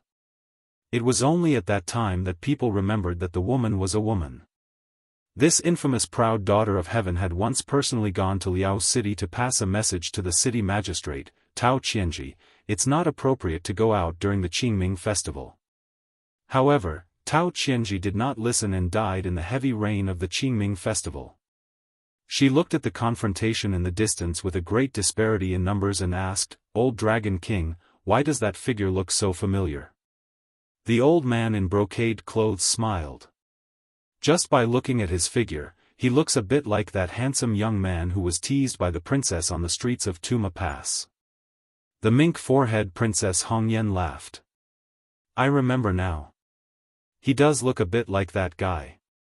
I even smacked his butt." In the distance, the lone man with the saber did not show any signs of dodging. He just went straight for the charging Black Fox Lanzi and the 200 light cavalry. The old man in brocade clothes narrowed his eyes. But just by looking at his aura, it's like the difference between heaven and earth. If the princess doesn't think that this old servant's eyesight is bad, we should turn around and leave as far as we can. Princess Hongyan was shocked. That guy is a profound finger realm expert at such a young age? But even if his profound finger realm is healed, he might not be able to escape from you and 400 cavalry. Princess Hongyan asked, "Tian Xiang? Is there such a person in Beiliang? Yuan Baixiong is younger and older than him. He doesn't have the leisure to come here for a stroll." The old man in brocade clothes shook his head. "If I'm not wrong, it's that guy." Then the old man turned around and left. However, Princess Hongyan did not move because she knew who the old Dragon King was talking about was. She did not want to leave even more. The old man stopped and said with a frown, "Princess, you will really die. That person has already discovered us. This old servant's leaving is just doing my best and leaving the rest to fate. This will let that person know that we have no intention of interfering." With her back to the Dragon King, the mink forehead woman waved her hand with a smile. "Old Dragon King, you go. I have to see this legendary person with my own eyes. I have to confirm. If he is really that young master I took advantage of back then, I will have profited even if I die here today. Also, Old Dragon King, don't even think about knocking me out." The old man sighed. If Princess Hongyan was determined not to leave, there was no point in him leaving. He did have the thought of knocking her out just now. She muttered, "A good show is about to begin. Old Dragon King, do you really not want to see this person's elegance with your own eyes? Perhaps if you miss it once, you will miss it forever." The old man did not say anything. He had already arrived beside Princess Hongyan and looked into the distance together. There were more than 70 Black Fox guards and 300 iron guards of the Lu army. In the eyes of this cavalry, this ant blocking their path would be killed in a single charge. Their real mission was to intercept and kill the 14 crossbowmen. Su Fengnian had been holding his blade with his left hand all this time. He did not draw his blade with his right hand. He stopped. Flicked his wrist. The cold blade in his left hand was unsheathed. The scabbard stabbed into the sand beside him. His left hand held the blade in a reverse grip. Chapter 1259. Looking at the scene on the other side of the narrow path, the old man in embroidered clothes asked, "Princess, are you not afraid of death?" The mink-forehead woman was clear-minded and said, "Let's go." The Beimang spiderweb elder grabbed her by the shoulder and flew down the slope. They didn't stop until they were 200 feet away from the point of collision.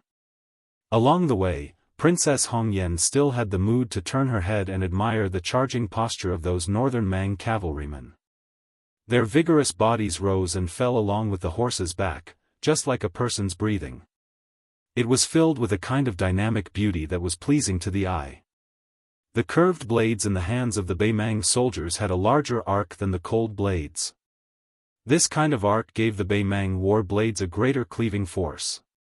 Combined with their height and their innate strength that exceeded that of the men of the Central Plains, a single cleave of their blades was like a hot knife through butter. Princess Hongyan heard the rough shouts of the Beimang men. She firmly believed that this kind of sound would resound throughout the Central Plains.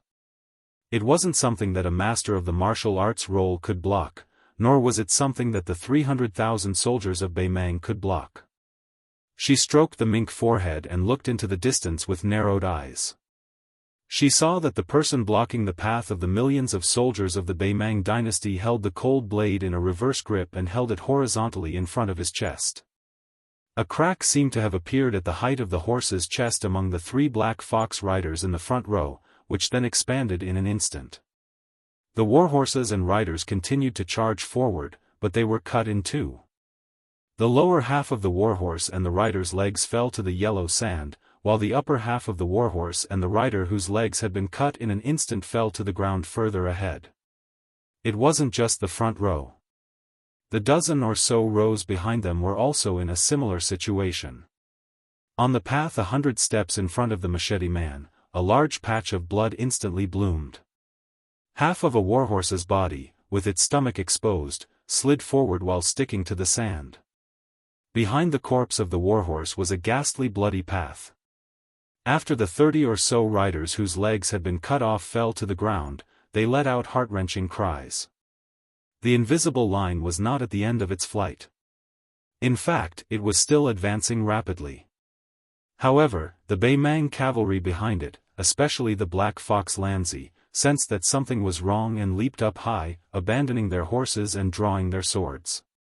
There were even knights who suddenly pulled the reins and jumped over the line that was cutting across. The knights at the back began to quickly deviate from a straight line and tried their best to make a large arc to evade the attack. Princess Hongyan asked excitedly, "Gang Qi?" The old Dragon King nodded. She asked again, "How long and wide is the limit?" The embroidered-robed elder shifted his gaze to the rear of the cavalry and replied, "This blade is about 300 meters long and 6 meters wide. But that's all it took." She clicked her tongue and said, "Wouldn't it be very impressive on the battlefield?" The old man said calmly, "On a large battlefield, there are hidden death warriors like Spider Web, who only target the experts of Jianghu. Moreover, there are also archers, foot crossbows, and even catapults. If ordinary experts dared to play like this, they would be the first living target to die. Of course, this person in front of us is an exception. If he really wants to fight to the death like the Sword Emperor of Shishu, I'm afraid he would need a few top experts to pin him down. Taking a step back, when such an expert's chi is exhausted to the point of exhaustion, he can still leave whenever he wants. No one can stop him. After all, it's just a matter of taking a breath. With such a breath, unless one is also an expert in martial arts, one would not be able to seize this fleeting opportunity. However, everything in this world has its vanquisher. If this person dares to charge into the enemy's formation, our god of war would naturally not mind taking his head personally. Most of the people who are a match for 10,000 men in the army are short-lived. After proving that they have the strength, they die. Princess Hongyan nodded in agreement and said, "This is also the reason why the experts of Jianghu are unwilling to participate in the killing on the battlefield. It's too depressing to die just like that. If they reincarnate in their next life, it's hard to guarantee that they will be reincarnated into a good body." That person seemed to raise his arm and lightly swiped the blade a few times. 6 or 7 black fox lanzi on the road who jumped off their horses exploded into pieces in the air. Following his backhanded blade movements, the range of his movements was extremely small. A warhorse that had jumped high in the air had yet to step on the ground when an invisible line ran from the left side of the horse's abdomen to the right shoulder of the rider on the horse's back. It was cut into 2 halves. Another large splash of blood spilled onto the ground. A rider who was drawing his bow and shooting an arrow had his head split apart along with his horse's head. Between the swordsman and the 300 riders, there was already a large pool of blood. Then, this pool of blood continued to move forward rapidly as the swordsman continued to raise his hand.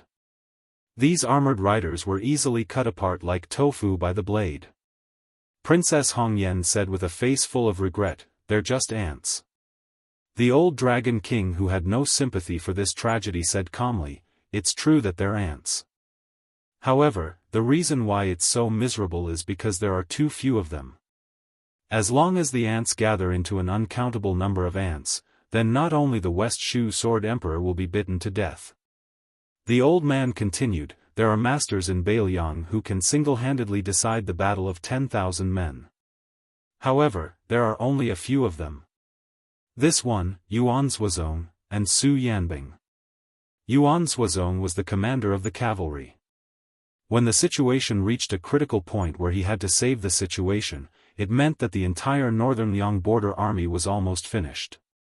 That spear Immortal Wang Xiu's junior apprentice brother is most likely to appear in the early stages of the battle. No one would be willing to leave such a sharp spear in the armory without drinking blood. Princess Hongyan nodded, "That's right. If it's his turn, the king of Bailiang has to go to the battlefield to kill the enemy. Not to mention the Bailiang frontier army, I'm afraid that the 4 states of Bailiang will be ours." She suddenly laughed happily, "Old Dragon King, he's temporarily holding the title of number 1 in the world. However, no matter how powerful he is, he can only watch the 300,000 soldiers of the Su family die one by one. Does he feel helpless?" The old man thought for a while and laughed, "If I were him, I would have run away long ago. The world is vast. Where can't I go? Where can't I be free?" Chapter 1260. She asked curiously, "Since killing at the border is the same, why doesn't this person just sneak into our palace and start a massacre? Isn't it quite good at disturbing the morale of the army?" The old Dragon King didn't know whether to laugh or cry at her naive thoughts. He sighed and said, "After reaching the celestial state, it's easy for experts to sense each other. Even if he can kill 1 or 2 cities, even if the entire Aquarius state bleeds for thousands of miles, then what? Would he be besieged and killed by masters like Tuoba, Hong Jingyan and Jian Qianjin?" Princess Hongyan curled her lips and said, "Why are you still so restrained after becoming an invincible expert? How boring. In the past, I've only heard that the half-saints of the celestial state of Confucianism, Buddhism and Taoism didn't dare to kill easily because they were afraid of being tainted by karma. It turns out that these pure martial artists aren't much better." The old man's face was bitter and he said some words of conscience, I have no choice but to wait for death here with you, princess. Isn't that even more boring? The old man looked at the sky for no reason and sighed, between the heavens and the earth, with the heavens and the earth, who isn't a puppet with their hands and feet tied? There are people who are lucky enough to jump out of this cage, but there's definitely no one who can break it. Princess Hongyan was surprised. It's over? The thunder is loud, but the rain is too light. I haven't had enough fun watching it. While they were talking, the knight of Beimeng didn't disappoint this noble surnamed Yelu. When the less than 300 riders all stopped their horses, that person also stopped his blade. A famous archer in the Lu battalion seized this perfect opportunity to draw his bow into a full moon. The bowstring released a loud bang and shot an arrow at the young swordsman. The other two burly knights with big bows on their backs followed suit. They didn't need to deliberately prepare their arrows. Instead, they drew their bows and shot out an arrow in one go. 3 sharp arrows pierced through the air, the arrowheads all aimed accurately at the swordsman's face. What happened next left these seasoned elites flabbergasted. The 3 arrows hovered quietly in the air, maintaining their slanting postures. The saberman sheathed the cold saber that the Beimeng border army hated the most. 1 eagle feather arrow and 2 ordinary feather arrows. He reached out to grab the eagle plume arrow, which was known in the Central Plains as faster than a hawk and unable to be shaken by a strong wind, and threw it out with a backhand. The archer, who had subconsciously grabbed the reins after shooting the arrow, had his head pierced through by the arrow. His entire body was pulled back by the huge force. His hands pulled the reins, and the warhorse raised its front hooves. The knight's corpse fell off the horse. The warhorse that had been with the dead knight day and night still seemed to be in a daze. It stepped lightly on its fine hooves, turned around, and used its nose to touch its master who had fallen to the ground. A black fox that looked like a leader turned around and looked at the northern sky with great nostalgia. After turning his head again, he faced the young expert with terrifying strength. This Lanzi suddenly squeezed his horse's belly and took the lead in a crazy charge that was tantamount to suicide. The second warhorse began to follow, then the third, the fourth. In the end, none of the riders in the entire cavalry turned around and retreated. All of them began to charge. Seeing this tragic scene, Princess Hongyan bit her lip and said softly, "Let's go." The old man was puzzled, but he did not hesitate. He grabbed her shoulder and retreated. She closed her eyes and felt the strong wind blow past her ears. She said, "If we allow the news of them dying here for no reason to spread back to the grasslands, then their deaths will be in vain." The old Dragon King did not say anything. Nearly 400 riders had chased down 14 riders, but they had not succeeded. If they allowed the enemy crossbowmen to send back information, even if these Beimeng warriors had all died in battle, their parents, wives, children, and even their entire tribes on the grasslands would be implicated. And these people were originally waiting for their families to return home with military merits and food. Even if they returned empty-handed, it was good that they were alive. After allowing the 2 big fish to leave, Su Fengnian helped the 14 crossbowmen cover the retreat. He hung the cold saber at his waist and faced the aggressive Beimeng cavalry. He began to run. The leader of the Black Fox fence was the first to reach him. Su Fengnian jumped up. The leader was still in the posture of raising his arm and slashing his saber. He slapped the man's head with his palm. Both the man and his horse were smashed into the yellow sand.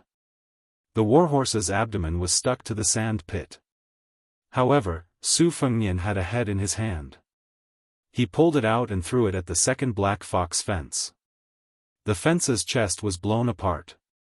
Su Fengnian quickly fell to the ground. With a shake, his shoulders hit the sides of the warhorses on both sides.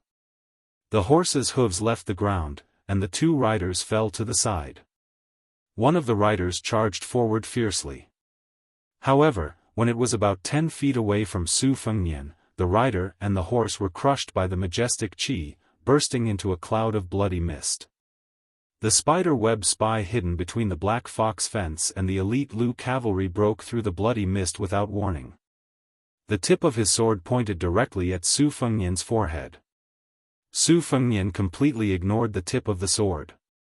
He stretched out his hand and pressed down on the head of the spy. Then, he slammed the spy to the ground. The tip of the sword shattered, and the blade snapped. The spy's body bounced on the yellow sand. First, blood flowed out of his 7 orifices. Then, his meridians were broken, and blood seeped out of his entire body. This corpse was kicked up by Su Fengnian and slammed into a warhorse in front of him. After the dozen or so riders at the front died without any resistance, the surviving riders finally lost the courage to charge to their deaths. Some people began to retreat. There were hot-blooded people in the world who were not afraid of death. There were also people who were afraid of death but could calmly die for it. However, these brave and skilled Beimang elites did not wish to die at the hands of an enemy whose name and identity they did not even know. Su Fengnian stamped his foot slightly and stretched out a hand. On the ground in front of him, yellow sand swords rose from the ground.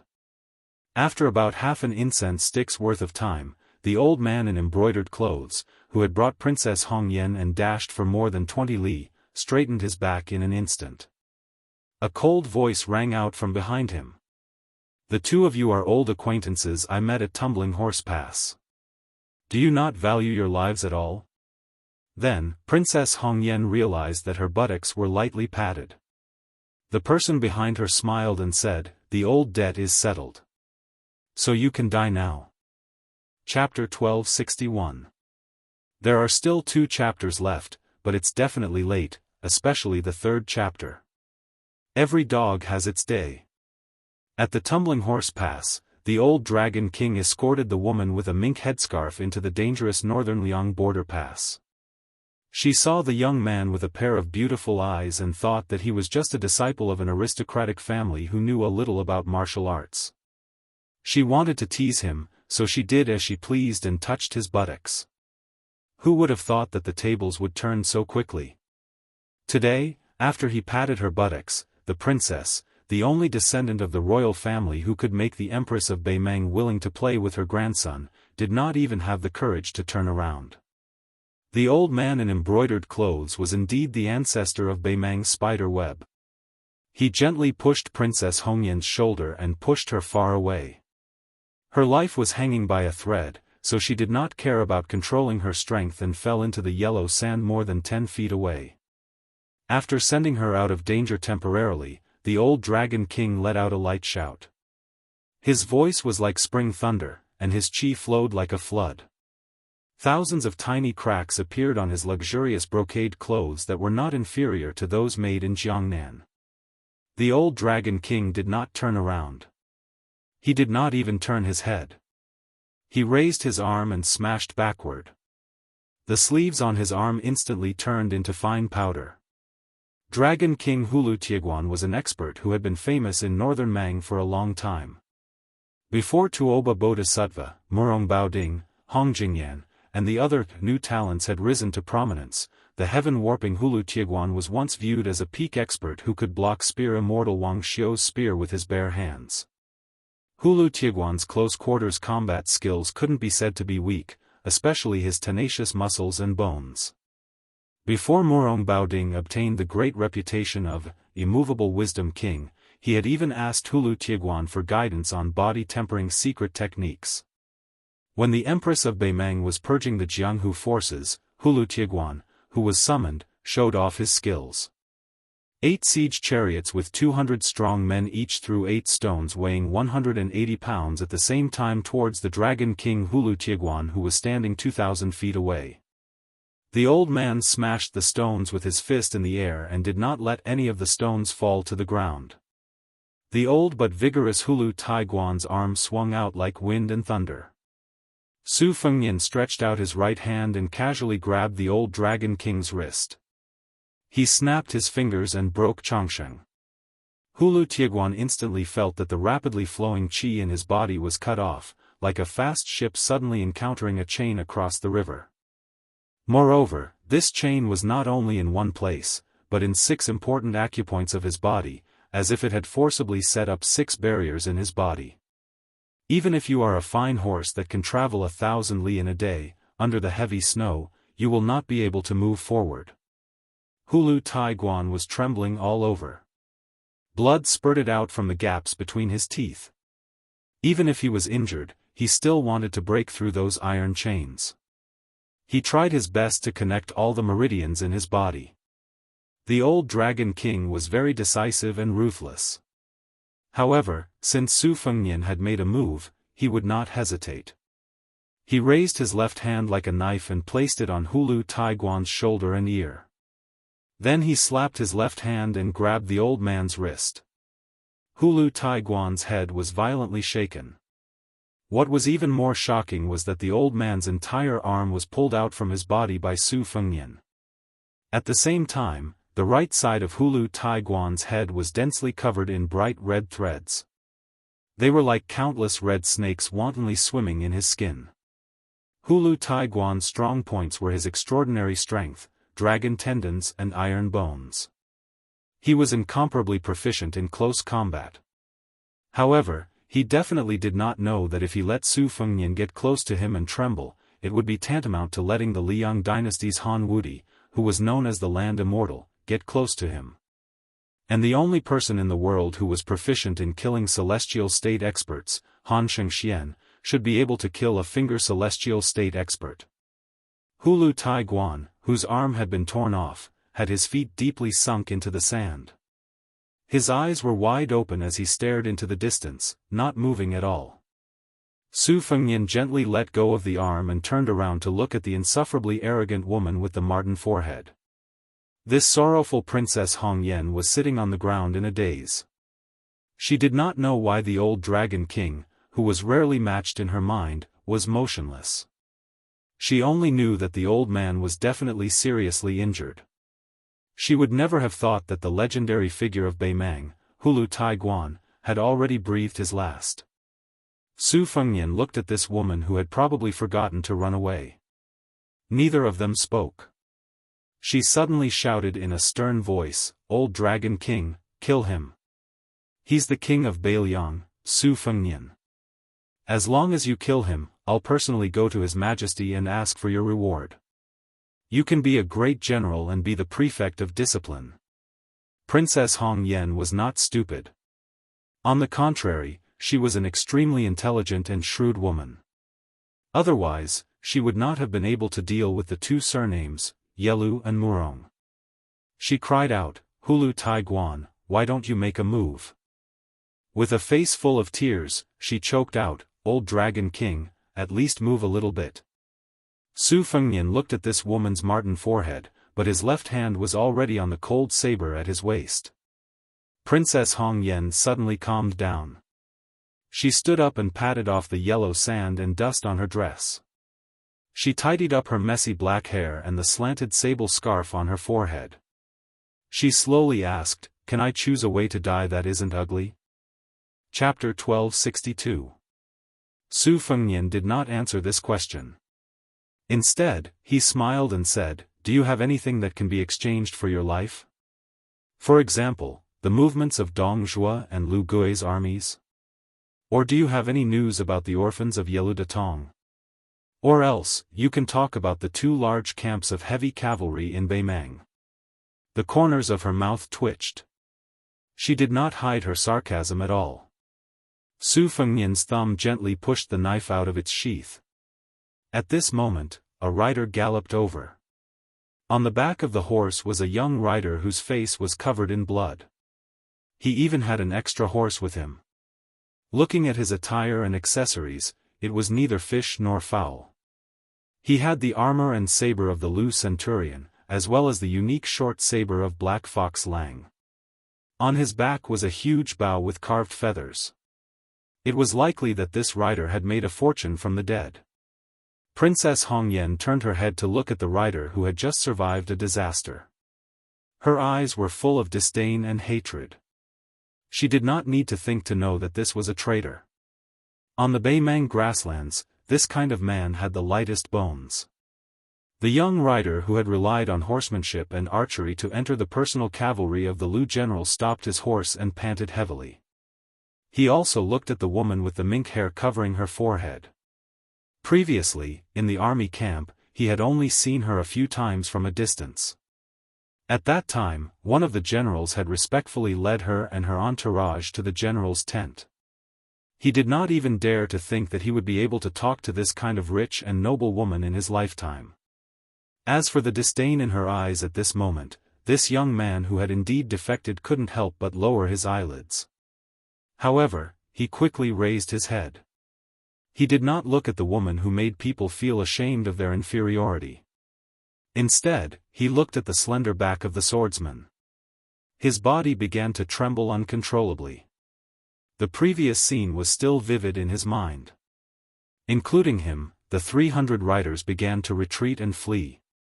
This swordsman of similar age had cast sand-flying swords out of thin air. When he turned around, he saw with his own eyes that the swords had pierced through the backs of his fellow soldiers. Occasionally, a knight would use his scimitar to shatter the flying swords, but he could not stop the second flying sword from piercing through his chest. A comrade was pierced through his shoulder by a flying sword and fell off his horse. His entire body was nailed into the sand. While the man was chasing after the comrade, he casually stretched out his hand and pressed down. The injured comrade who was struggling for his life a few feet away sank into the ground, stirring up a cloud of yellow sand. Then, he disappeared without a sound. After one of the Black Fox Lanzi fell off his horse, his entire chest was pierced by a flying sword. He staggered as he charged towards this person, but this person brushed past him. The Black Fox Lanzi's legs left the ground, and his head seemed to have been hit by a heavy hammer. He leaned back and fell heavily to the ground. A centurion of the personal guards of the Lu army was lying on the ground, barely breathing. That person used the cold blade in his hand, which had yet to be unsheathed, to knock lightly on his head. Just like that, his entire head exploded. When that person got closer and closer to him, as if possessed, he no longer urged his horse to run wildly. Instead, he turned his horse around and blocked the path. However, he did not go to his death. Instead, he waited for death. He did not know what he was doing. He only watched as that person continuously controlled the flying sword to kill people. If there was someone next to him who had not yet breathed their last, he would use the cold blade in his scabbard or a newly forged flying sword to finish them off expressionlessly. At that moment, in the eyes of this little pawn who was in a state of death, the entire sky was like a swarm of flying swords. Then, these flying swords wove together into a vast net. There were 6 or 7 Black Fox Lanzi who were fighting like trapped beasts. They passed by the dazed pawn, roaring as they charged towards that person. Then, both the riders and their horses were carried into the sky by the flying swords with astonishing penetrative power. In the end, they fell to the ground together. In his eyes, for a few moments, he seemed to see that person breathing in and out. One breath was as fine as a drop of water. One breath was like a gently trembling lotus leaf. One breath was like a whale swallowing heaven and earth. For some reason, that person brushed past him, but did not kill him. When he was the only one left alive among the 300 riders, that person appeared by his side. Using fluent Baimang language, he ordered him to pick any armor, swords, and arrows he wanted. Then, he asked him to bring an extra warhorse and leave with him. Probably because he felt that he had already died once, the young rider at that time had forgotten his fear. After returning from the gates of hell, he still had the mood to pick up those good items that he had long been envious of. He changed into a good horse, put on armor, equipped himself with a war blade, and carried a large bow on his back. Not a single item was left behind. The young man even changed into a new pair of sturdy leather boots for himself. The wind swept up the yellow sand. The only ones left alive were these 3 people and 2 horses. Princess Hong Yen looked at Su Fengnian. She pointed at the young rider and said through gritted teeth, "You killed him." Su Fengnian used a gaze that looked like he was sizing up a madman. He looked mischievously at this most noble woman of the imperial family in the desert. He's worth much more than you. Su Fengnian continued, he won't die. But I'll give you one last chance. As long as you can take out something valuable enough to buy your life, I'll promise not to kill you. Princess Hong Yen screamed crazily, kill him. This kind of person doesn't deserve to be a Beimang man. Su Fengnian raised his arm and made a cold gesture of chopping at the young rider. The rider steadied his breathing and began to charge forward with his blade without hesitation. Princess Hong Yen was completely dumbfounded. She could allow herself to die at the hands of the king of Beiliang. But she would never allow herself, a princess of Beimang, the only daughter of the Yushan province's provincial magistrate, who was deeply doted on by the empress, to die under the blade of a grassland trader. Moreover, this nameless coward was so despicable. She smiled bitterly and looked at Su Fengnian with hatred. Then, she quickly pulled out a dagger and stabbed it toward her own heart. Chapter 1263. The sun was setting in the west, and the two riders were riding slowly on a flat sandy land commonly known as Longan. 30 miles to the south was Huda City, the most majestic city in Beiliang's border. There were 30,000 elite soldiers, 3,000 heavy cavalry, 6,000 light cavalry, and more than 20,000 infantry inside and outside the city. Even if the people in the city were not listed as soldiers, as long as they were in the prime of their lives, they could put on armor and fight on horseback in a hurry. Behind Huda City was the newly established Huaiyang Pass of the Protectorate of Northern Liang. To the left and right of Huaiyang Pass were the two great pass cities of Liuya and Taifling, both of which had more than 10,000 soldiers.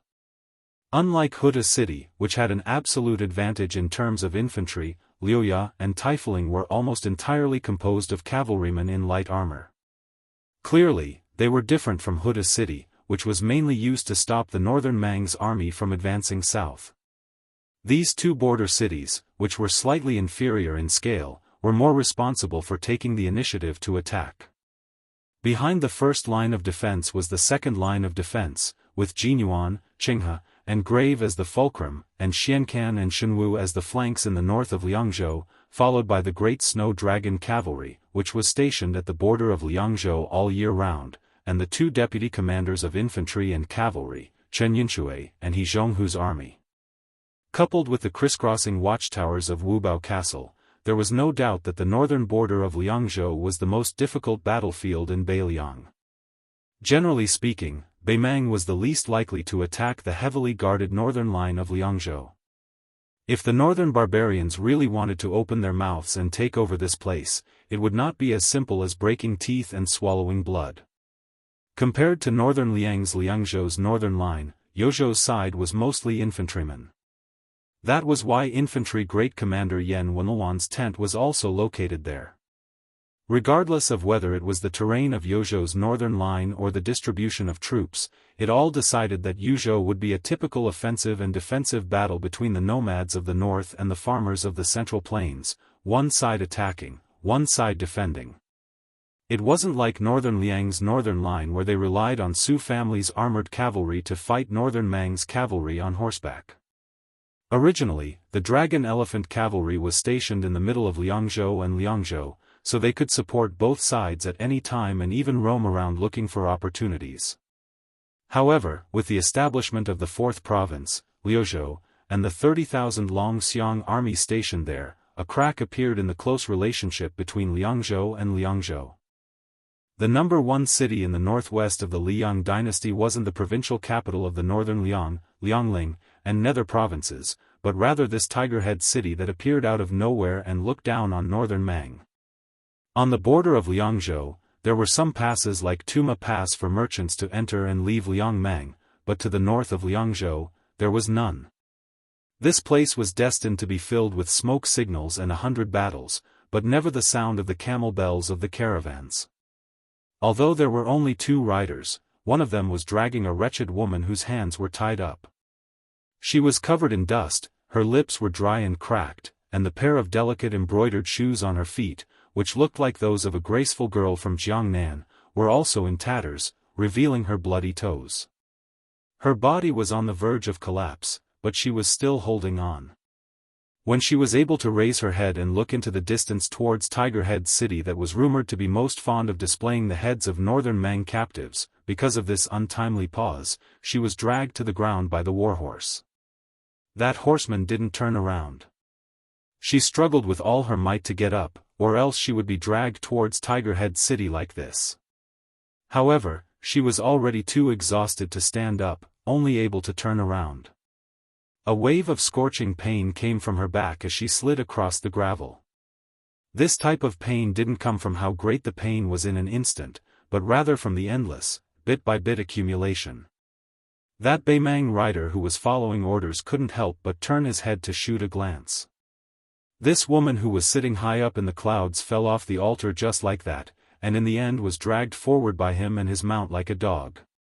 He turned his head to look at the rider in front of him. He didn't know why this person didn't kill him, and he also didn't know why he didn't kill her. In the distance, there was a commotion. A group of several hundred riders with a majestic aura shook the earth as they approached. His heart contracted violently. This was the first time in his life that he had seen such a large number of Bailiang cavalry. He also quickly discovered that the Bailiang cavalry was different from the Lu cavalry he used to be in. The Lu cavalry was undoubtedly brave and ruthless when they broke through enemy lines and killed the enemy. After he joined the army, he was also like this. Otherwise, he wouldn't have been able to become one of General Lu Gui's personal guards. However, the feeling these northern Liang cavalry gave him was even more frightening. Previously, when he fought with the crossbowmen, it wasn't that obvious. He only felt that those well-known northern Liang crossbowmen's strength was indeed astonishing. However, when their numbers exceeded 300, it gave him an extremely strange feeling, as if these 300 to 400 cavalry were a single entity. When they urged their horses and brandished their whips, it was filled with a type of forbearance and restraint that would make all of the northern Mang's brave warriors feel extremely uncomfortable. The Hutu city garrison in front of him even had the same degree of movement every time their bodies rose and fell along with the backs of their horses.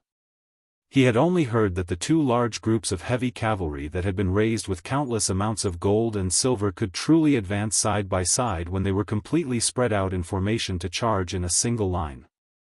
These 400 riders dismounted almost at the same time. The leading middle-aged rider knelt on one knee. He lowered his head and cupped his fists. General Lu Jinu pays his respects to the prince.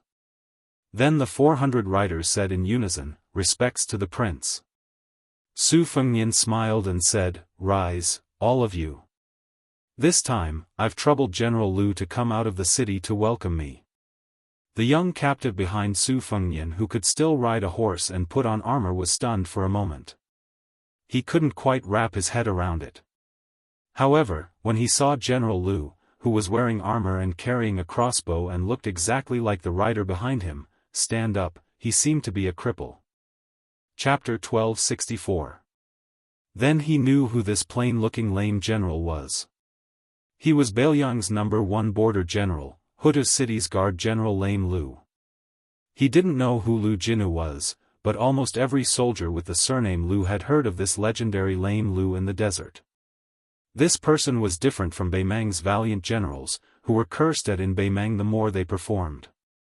Lame Lu was recognized as a great general in the world by the scholars of Beimang's southern dynasty. He governed the army strictly, but outside of the battlefield, he treated the soldiers like his own children. He had 2 sons and 2 daughters. His sons had died at the border, and his youngest son had died at the age of 16. Both of his daughters had married his subordinates, and both of them had become widows. Lame Lu was never merciful to his enemies, but he never killed the innocent. 14 years ago, during a long-distance revenge raid, he went deep into the heart of Gusai province and beheaded tens of thousands of people along the way. His leg had been pierced by a captive woman with a dagger, but Lame Lu still didn't kill her. He only left behind a sentence that no one knew whether it was true or false, but was widely spread on the grasslands. No matter if it's our Bailiang or your Baimang, only when all the men are dead will it be your women's turn. Lu Jinu accompanied Su Fengnian to the majestic Tiger Head city. More than half of his life was spent there. Looking at the tall city walls, the eyes of this military general, who had achieved great feats on the battlefield, were unusually warm. The 400 elite riders behind them slowly turned their horses around and returned. They couldn't help but glance at the two strange people. The young man riding the horse was dressed in northern barbarian attire and carried a lot of weapons. He was dragging a woman with a mink forehead who could only walk pitifully. After entering the city, Su Fengnian took a bath and changed his clothes. Lu Jinu and a few Huda city captains stood respectfully at the steps of the outer courtyard. The last time Su Fengnian patrolled the border as the new Prince Liang, he stopped at Huayang Pass and didn't come here. It was said that the captains at that time complained that this prince looked down on their Huda city and treated the soldiers of Huda city as the children of Bailiang's stepmother. The captain who led the 3,000 heavy cavalry openly declared that if he had the ability, he would let the cowardly garrison at Huayang Pass practice martial arts with him. He didn't want to bully the cavalry of Huayang Pass because they were light cavalry. At worst, he could borrow another 2,000 or 3,000 soldiers from them. He could still beat those guys without 3 rounds of charge. Su Fengnian saw a strong man who pretended to be calm but was obviously a little restrained. He waved his hand and motioned for the pillars of Huda city to sit down and talk. With Lu Jinu's experience and military achievements, he could talk calmly with the old Prince Liang. Of course, he wouldn't be at a loss when facing Su Fengnian, the new prince of Bailiang. He calmly sat on the stone bench. Out of the corner of his eye, he saw Ma Jili, who had scolded him the most after drinking, move the stone bench and sit at the back like a shy little girl who didn't dare to see her lover. Su Fengnian tilted his head, as if he was looking for someone. He deliberately asked with a smile, "General Lu, is Captain Ma, who said that even if he can't beat me in martial arts, he can drink me down?" Lu Jinu held back his laughter and didn't speak. The captains, who were as rough as the sandstorm in the frontier fortress, couldn't help but laugh out loud. Their laughter was full of straightforward kindness. No matter how feminine a man was, he would probably be hardened by the scorching sun here year after year. No matter how narrow-minded a man was, he would probably be bullied by the vast sky here day after day. Ma Jili straightened his back and stuck his head out from behind his comrade's back. Reporting to Wang Ye, he said, "Lowly officer is here. If you, senior, are really angry and want lowly officer to eat a whip, lowly officer will have no objection. But when I'm being whipped, can you find a place where my subordinates can't see? Otherwise, I'll be laughed at by those guys." Su Fengnian obviously didn't want to bicker with this man. He asked, "General Lu, can everyone drink?" Lu Jinu nodded and joked, "Of course, everyone can drink. That's how it is when these people fight. When it comes to drinking, everyone is number one. However, Ma Jili and Chu Hanqing both have to be on night patrol. As long as the others don't get too drunk, it's fine." Su Fengnian grunted, "Then let's stop drinking. We can only make up for what we owe in the future." Lu Jinu turned his head and shouted, "Ma Jili, go with Chu Hanqing and bring 2 jars of wine here. Then go on night patrol." Ma Jili was relieved. He ran out of the courtyard with another captain and quickly returned with 2 jars of green ant wine. Feeling guilty, Ma Jili didn't dare to stay any longer. He wanted to run away quickly. Chu Hanqing, the elegant captain of Huda city, hesitated for a moment. He looked at Su Fengnian and asked, "Your Highness, I can't drink tonight. I don't know when and where I can drink next time. Can I use an empty bowl to offer a toast to your Highness?" Su Fengnian nodded. Chu Hanqing raised the empty bowl high. Su Fengnian stood up and drank the green ant wine in one gulp. Ma Jili asked nervously, "Your Highness, how about I also offer you a toast?" Su Fengnian smiled and drank another bowl. Su Fengnian sat back down on the stone bench. He looked at the border officers who all had sincere smiles on their faces and asked, "General Lu, is there anything else Huda's city needs? Feel free to ask." Lu Jinnu held the bowl in one hand and rested the other on his lame leg. He shook his head with a smile and said, "There's nothing else." Su Fengnian didn't say anything else. He drank silently with these old generals of northern Liang who were already over 40 years old. In the end, Lu Jinnu only said one sentence, "Since your highness is sitting here, then I can say something that I thought I couldn't say. Huda's city has more than 40,000 people. Today, they've all drunk your highness' farewell wine. Even if they die, they have no regrets." Chapter 1265.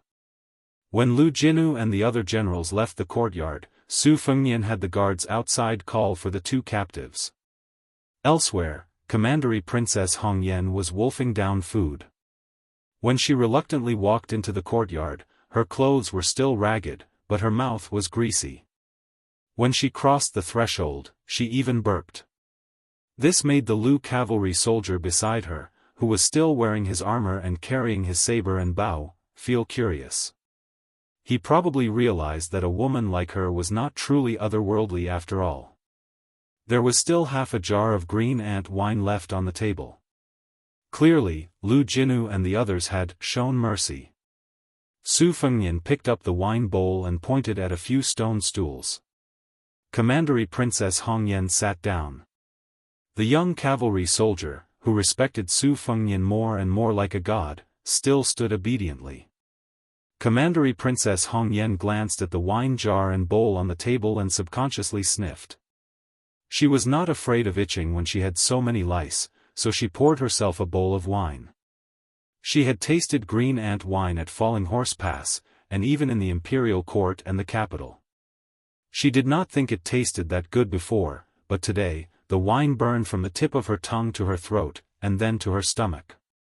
Her entire body instantly warmed up. She felt warm and full. At the same time, she looked at Su Fengnian with more provocation. She knew that Su Fengnian did not let her commit suicide, so it would be harder for her to die than to live. Of course, this was not necessarily a good thing. Before entering Tiger Head City, she had thought of countless sinister ways Su Fengnian could humiliate her as Commandery Princess Hongyan. However, looking at the current situation, while the situation was indeed terrible, it was still within her acceptable range. She raised her head and drank the wine in the bowl in one big gulp. Wiping the corner of her mouth, she said with a charming smile, "What? Does your highness want me to serve you in bed? Then why don't you let me change into a clean set of clothes?" Su Fengnian asked in return, "Do you need me to send you a mirror so you can look at yourself?" Princess Hongyan flew into a rage out of humiliation. Just as she was about to raise her hand to throw the wine bowl away, she quickly suppressed this impulse. She silently poured another bowl of wine. Every bowl she could get was a bowl. Su Fengnian ignored the featherless phoenix. He turned his head to look at the rider who called himself Chifu Longguan and said, "You are very talented in martial arts. That is why I did not kill you." There was another reason that Su Fengnian did not mention. From the eyes of the dragon crown, one could not see the hatred that even an outsider like Princess Hongyan would have. Even if a person could hide their expression and eyes, the flow of their qi could not be hidden from Su Fengnian's eyes. The fluctuation of qi was directly related to happiness, anger, sorrow, and joy. This meant that Chifu Longguan, this unpolished jade that had been buried, might be able to go very far on the path of martial arts. Of course, the most important reason was that Su Fengnian hoped that there would be someone who could balance his disciple Yu Dilong in the future. This child was the youngest but was the eldest disciple. Unlike Wang Sheng and Lu Yunzhang, whose personalities were clear, there were too many uncertainties. Su Fengnian did not want to have another Xianyuan pan in his hands in the future. As for Chifu Longguan, he was like a random cat or dog picked up from the side of the road. His talent in martial arts was not the best that Su Fengnian had seen, but he was the most interesting. For example, Jiang Ni and the charcoal girl of the Guanyin sect were called sword embryos. For example, Hong Shixiang and Zhao Ningxian of Longhu Mountain were the reincarnations of enlightened masters and were called Bodhi seeds. The Buddhist sect also had the concept of reincarnated spiritual children. As for Chifu Longguan, he was a little different. He had a bit of everything and nothing was pure. But this was precisely the case. He was most in line with Su Fengnian's martial arts journey. Moreover, in that battle, Chifu Longguan had truly caught the thin line between the breaths of Su Fengnian, this celestial being. In the present world, there were less than a handful of such people, and this nameless soldier was one of them. Chifu Longguan was only 18 years old, but he was already one of Lu Gui's personal cavalry. One had to know that the number one saber user, Gu Jiantang, might not even be as good as Chifu Longguan at this age. Of course, Su Fengnian was even more so back then. Chifu Longguan was a bit nervous. He said in a trembling voice, "King of Beiliang, this lowly one has been an orphan since young. I'll go wherever there's food to eat. If your highness doesn't trust this lowly one, you can let this lowly one join the Beiliang frontier army. Even a foot soldier is fine. I won't hesitate to kill Beimang." At this time, Princess Hong Yen laughed sinisterly and fanned the flames. "Orphan? Maybe your parents died under the hooves of the Beiliang cavalry? It's never too late for a gentleman to take revenge." Chifu Longguan was not as shrewd as her, but he was no fool. He couldn't hold back and cursed, "Bitch! Bullshit your mother." The young man said with red eyes, "My parents were beaten to death by you rich and powerful bastards from the Southern Dynasty." Princess Hong Yen was furious. The Southern Dynasty? What is the Southern Dynasty? The entire Southern Dynasty is just a watchdog raised by the Yelu family. I am Yelu Hongkai, a lowly person like you who can't even walk within 100 steps of me. Chifu Longguan's breathing was rapid, his chest heaving up and down. He took a big step forward and slapped this woman. Princess Hong Yen was not a blockhead. She lowered her head and retreated, hiding behind Su Fengnian like a wisp of smoke. She chattered with a smug expression, "Hey, you can't hit me. Look at you, you deserve to never be able to avenge your parents. Oh, maybe trash like you was in the army and worked for the Southern Dynasty. Maybe you worked for those enemies." Chifu Longguan suddenly calmed down and stared at this woman. Princess Hong Yen felt a bone-deep chill. She carefully took back the wine bowl and poured herself another bowl of green ant wine. At this time, there was a light knock on the door. Su Fengnian poured 2 bowls of wine and said softly, "Senior Tantai, please come in." Chapter 1266. When the uninvited guest sat down, Su Fengnian passed her a bowl of wine. The other party did not stand on ceremony and drank a mouthful of wine. Her cheeks were slightly red. Yelu Hongkai looked at this tall lady curiously. Every move she made showed the bearing of a grandmaster. There was also a kind of heart-tugging free and easy style. Su Fengnian smiled and asked, "Senior, how did you know that I have arrived at Tiger Head City?" Tantai Pingjing said indifferently, "I heard from my master that the celestial beings look down on all living things in the world, just like how we look at the fireflies in the summer night. Most of the fireflies are fleeting, but there are always a few that are especially bright. At some point, they are even as bright as the stars." Su Fengnian suddenly understood.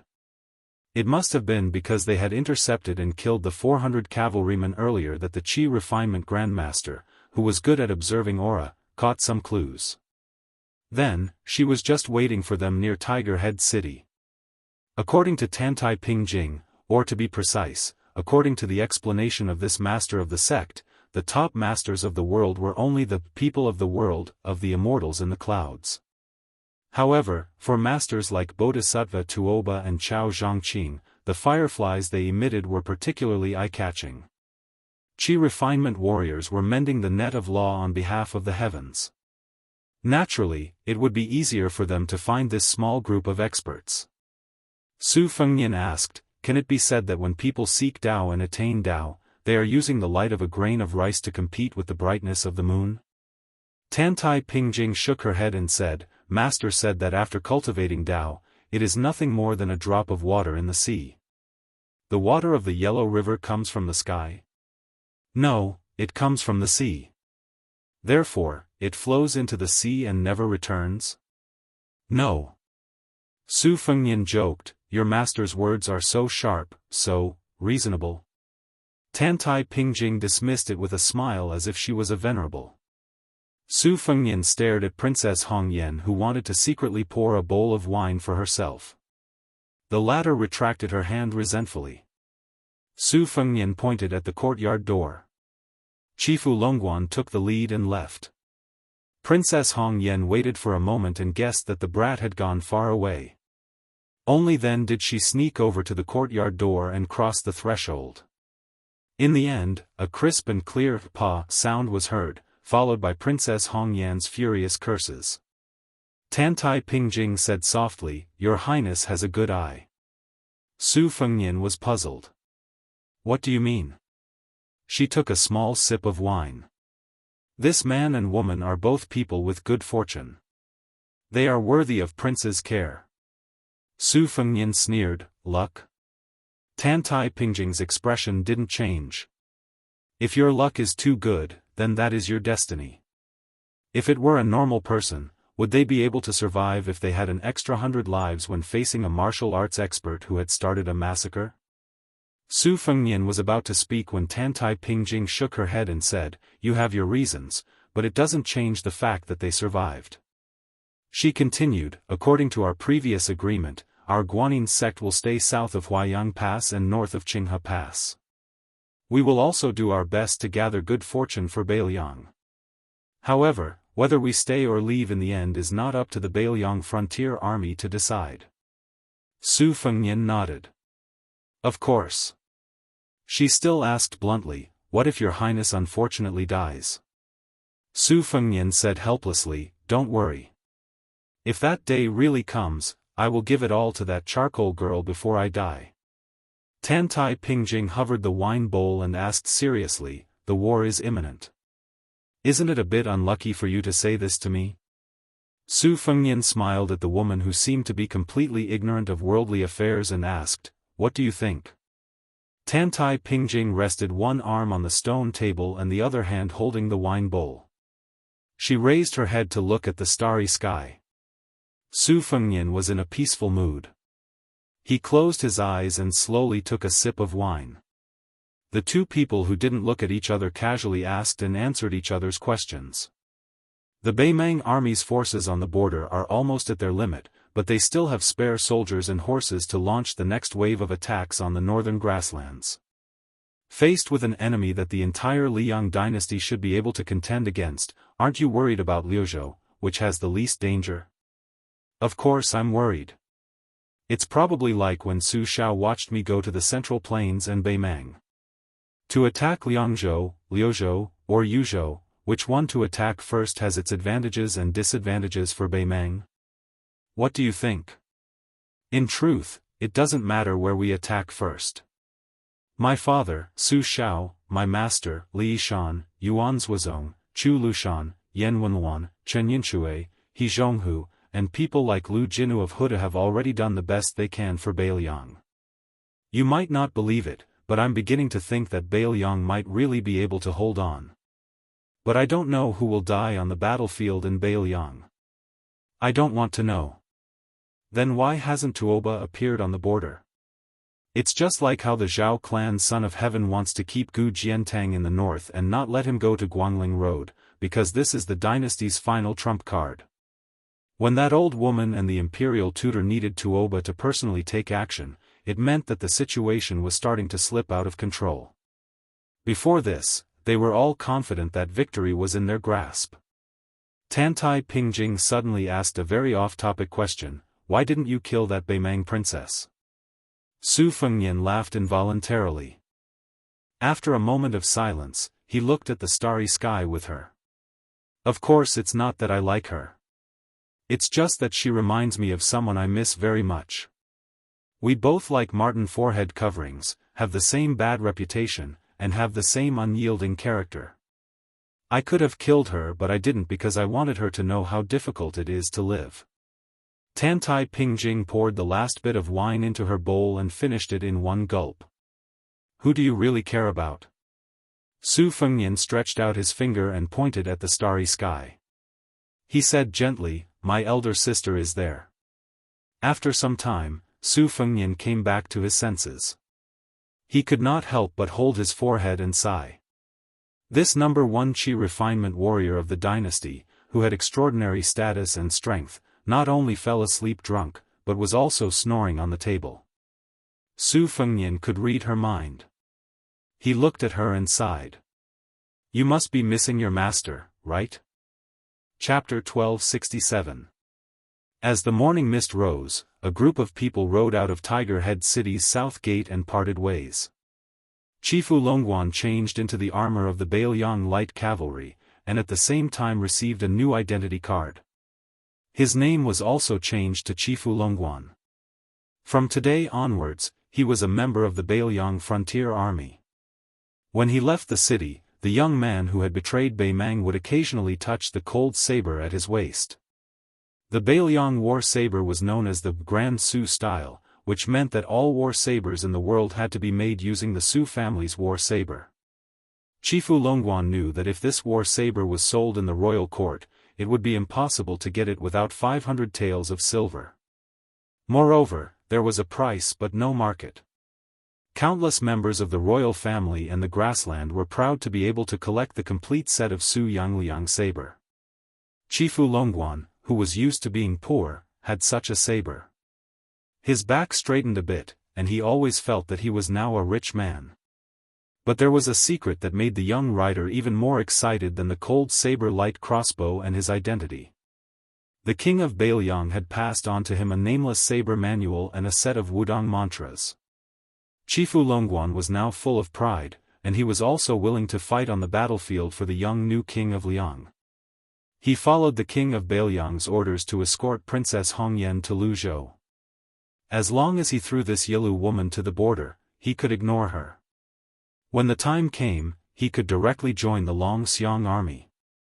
After that, whether he lived or died in the Battle of Liangmang would depend on his own luck. Yilu Hongkai hesitated, then turned his horse around and spurred it to catch up to Su Fengnian. He stopped his horse to block the way and said in a low voice, "You're just going to let me go back to Bei Mang like this?" Su Fengnian smiled and said, "What else? Let the Jade Cicada Prefecture take out a mountain of gold and silver to redeem you? Even if your father is willing to pay, you are destined not to return alive." A proper princess captured by Bailiang as a captive, the Yilu family probably can't afford to lose face. Yilu Hongkai wanted to say something but stopped. Su Fengnian waved his hand and said, "Your life and death has no bearing on the big picture. Don't think too highly of yourself." Yilu Hongkai smiled playfully and said, "I originally wanted to reveal the whereabouts of the Bei Mang army, but since you don't want to listen to my calculations and guesses, then forget it." Su, Yilu Hongcai's eyes, Yilu Hongkai. The woman narrowed her eyes, her face as dark as water. She fiercely slammed her horse whip and brushed past the repulsive fellow. Su Fengnian and Tantai Pingjing continued on their way to Huaiyang Pass. Seeing the questioning look of this Qi refinement grandmaster, Su Fengnian smiled softly and said, "Given Yilu Hongcai's scheming nature, I can't expect her to tell me the truth. She might even lie about the military situation to trick me once. Instead of being tormented by her words and becoming suspicious of everything, I might as well not listen." Yilu Hongkai smiled and said, "My intuition tells me that once this lady speaks, she will speak the truth." Su Fengnian mocked himself, "It sounds like we have suffered a great loss." But he did not call back Princess Hongyan, who might be kind-hearted once in a while. Tantai Hongyan smiled and did not speak anymore. She was tall. Although she was 100 years old, her face was still youthful. She was dressed in snow-white clothes. When she galloped, her clothes fluttered in the wind, like a huge white lotus blooming on the desert. At this moment, this scene was worthy of being described as shocking. After a moment of silence, Tantai Hongkai suddenly asked curiously. Beimang has a huge debate on whether to attack the Beiliang in the west or the Liang dynasty in the east. If not for the mysterious royal tutor from the chess and sword music school and the new king of the south courtyard, Dongzhua, who insisted on attacking the Beiliang first, Yu Beiliang would be the laughingstock of Gu Jiantang now. Apart from that, most of the Beimang generals and officials, as well as the most powerful factions in the grassland, felt that it was more worthwhile to attack the east. After all, if they defeated the two lines of defense, they would be able to force their way to Great Peace City. They might even be able to cooperate with West Chu's revival in Guangling Road. This would exhaust the Liang dynasty's army and make them unable to cooperate with each other. Why would the Empress of Beimang stand her ground against all opinions and agree to fight the Beiliang to the death? Isn't this exactly what the Empress of the Zhao family wanted? Besides, even if we take down Beiliang, we still have Chen Jibao's western Shu as a buffer. Su Fengnian smiled and interrupted Tantai Hongcai's words. It's very simple. Beimang can attack Beiliang with all their strength, but they definitely won't dare to attack the Liang dynasty in the east. They don't dare to expose their butts to the 300,000 border soldiers of Beiliang. The Beiliang cavalry, who have experienced hundreds of battles, not only have unparalleled mobility, they are also very familiar with the desert terrain and long-distance raids. The northern Mang dared to send 200,000 soldiers to sit opposite Gu Jiantang, drink wine, eat meat, drink tea, and admire the moon. If it was the northern Liang, they would have eaten until not even the bones were left. Then, they would swagger in and the entire southern dynasty would suffer. It's not that the Taiping Commandery and Fatty Dong don't know what the Liang imperial court is planning, but they don't have a choice. If they don't take down Beiliang in one go and attack the eastern line that seems simple but is actually controlled by Zhang Jiulu, Gu Jiantang, and Chen Jibao, Beimang would be wasting their national strength. And the most important thing is... Tantai Hongkai suddenly understood and nodded. I understand. As long as the Beiliang cavalry stays in the northwest, it means that even if the Liang dynasty loses the eastern line and even causes Great Peace City to be trapped, they still have enough initiative to change the stalemate. However, if Beimang successfully defeats Beiliang in one go, the initiative will switch to the Beimang Empress. In particular, if the Beiliang cavalry, known as the best in the world, is completely wiped out, no matter how much the people of the Central Plains dislike the Beiliang Su family, they have already lost half of their souls. If even Beiliang can't stop Beimang's iron hooves going south, then who can stop them? Su Fengnian sighed emotionally. Ever since Zhang Jiulu came to power, he didn't really support the military affairs of the northwest border, but he also didn't restrict them too much. This is also the strength of the Grand Secretary. It seems quiet and inactive, and there are suspicions that Beiliang is nurturing a tiger, but in reality, he is helping the Zhao family win a day of sitting on the mountain and watching the tigers fight. Tantai Hongkai gazed at Great Peace City in the east and murmured, the son of the Zhao family has already made a choice between home and country. Liang is committing suicide. Chapter 1268. Su Fengnian sneered, that's why the court is waiting for a good show to begin, but the biggest contributor behind the scenes won't be able to see this day. Isn't it because they're afraid that the new emperor won't be able to suppress the old Grand Secretary? They're afraid that too many poor carps will jump over the dragon's gate. When these wild carps enter the court and gradually band together, they'll all be barefooted guys who aren't afraid of wearing shoes. If they die, then they die. In any case, they'll be alone in the world, unlike the sons of wealthy families who still have to consider the interests of the huge families behind them. Even if more than half of these poor men are greedy for the feeling of wealth and honor, as long as 2 or 3 of them refuse to be controlled and dare to stiffen their necks to oppose the emperor, pleading for the people all day long, then it'll be enough for the emperor of the Zhao family to suffer. The next person to sit on the dragon throne, Zhao Zhuan, doesn't have the military merit of the previous emperor unifying the Central Plains, nor does he have the current emperor's 20 years of experience of suppressing civil and military officials like Su Shao, Zhang Jiulu, and Gu Jiantang. Zhao Zhuan's father, if he doesn't do something before he dies, how can he be at ease handing over the entire world to Zhao Zhuan? Therefore, he painstakingly invited Qi Yanglong, who was already half in the yellow earth, to be the imperial tutor. By the time the old fellow stabilizes the situation in the court, he'll be about to die of old age. By that time, Zhao Zhuan will already be fully fledged. The vassal kings and generals will also have their military power stripped. In addition, he'll have the assistance of ministers like Yin Mao Chun, who don't have a deep enough foundation. He'll also be able to promote the sons and grandsons of wealthy families to keep the former in check. He won't have to be as diligent as the current emperor. He can just lie down comfortably and be the emperor. Sometimes, when I think about that blue-eyed man, I really feel that it's not worth it for him. Tantai Pingjing sighed. Su Fengnian said self-mockingly, I just don't know if the Grand Secretary feels that it's not worth it for Beiliang. Tantai Pingjing smiled and asked, is there resentment? Su Fengnian exhaled and said in a deep voice, my resentment is great. Tantai Pingjing said, it just so happens that Bei Mang bumped into the tip of Beiliang's blade. Su Fengnian looked at the sky. Perhaps this year's snow couldn't cover the blood. The headquarters of the Northern Liang Protectorate within Huaiyang Pass was still ridiculously simple and crude. This made the Huaiyang commandant, Huang Laifu, very nervous. Although he could not say that he was unable to eat or sleep in peace, every time he went to participate in the military affairs of the Protectorate General, he would always feel that this was not the case. A few of his close friends liked to use this matter to poke at him. Huang Laifu didn't even have a chance to talk back. He could only accept his fate. Over time, he became the #1 joke in Liangzhou's northern border. But as the atmosphere of the impending war grew thicker and thicker, these harmless jokes quickly disappeared. Today, Huang Laifu went to the Protector's manor to do official business. Recently, several generals and commanders were in the manor, discussing the deployment of Bei Mang's troops and the direction of the main attack.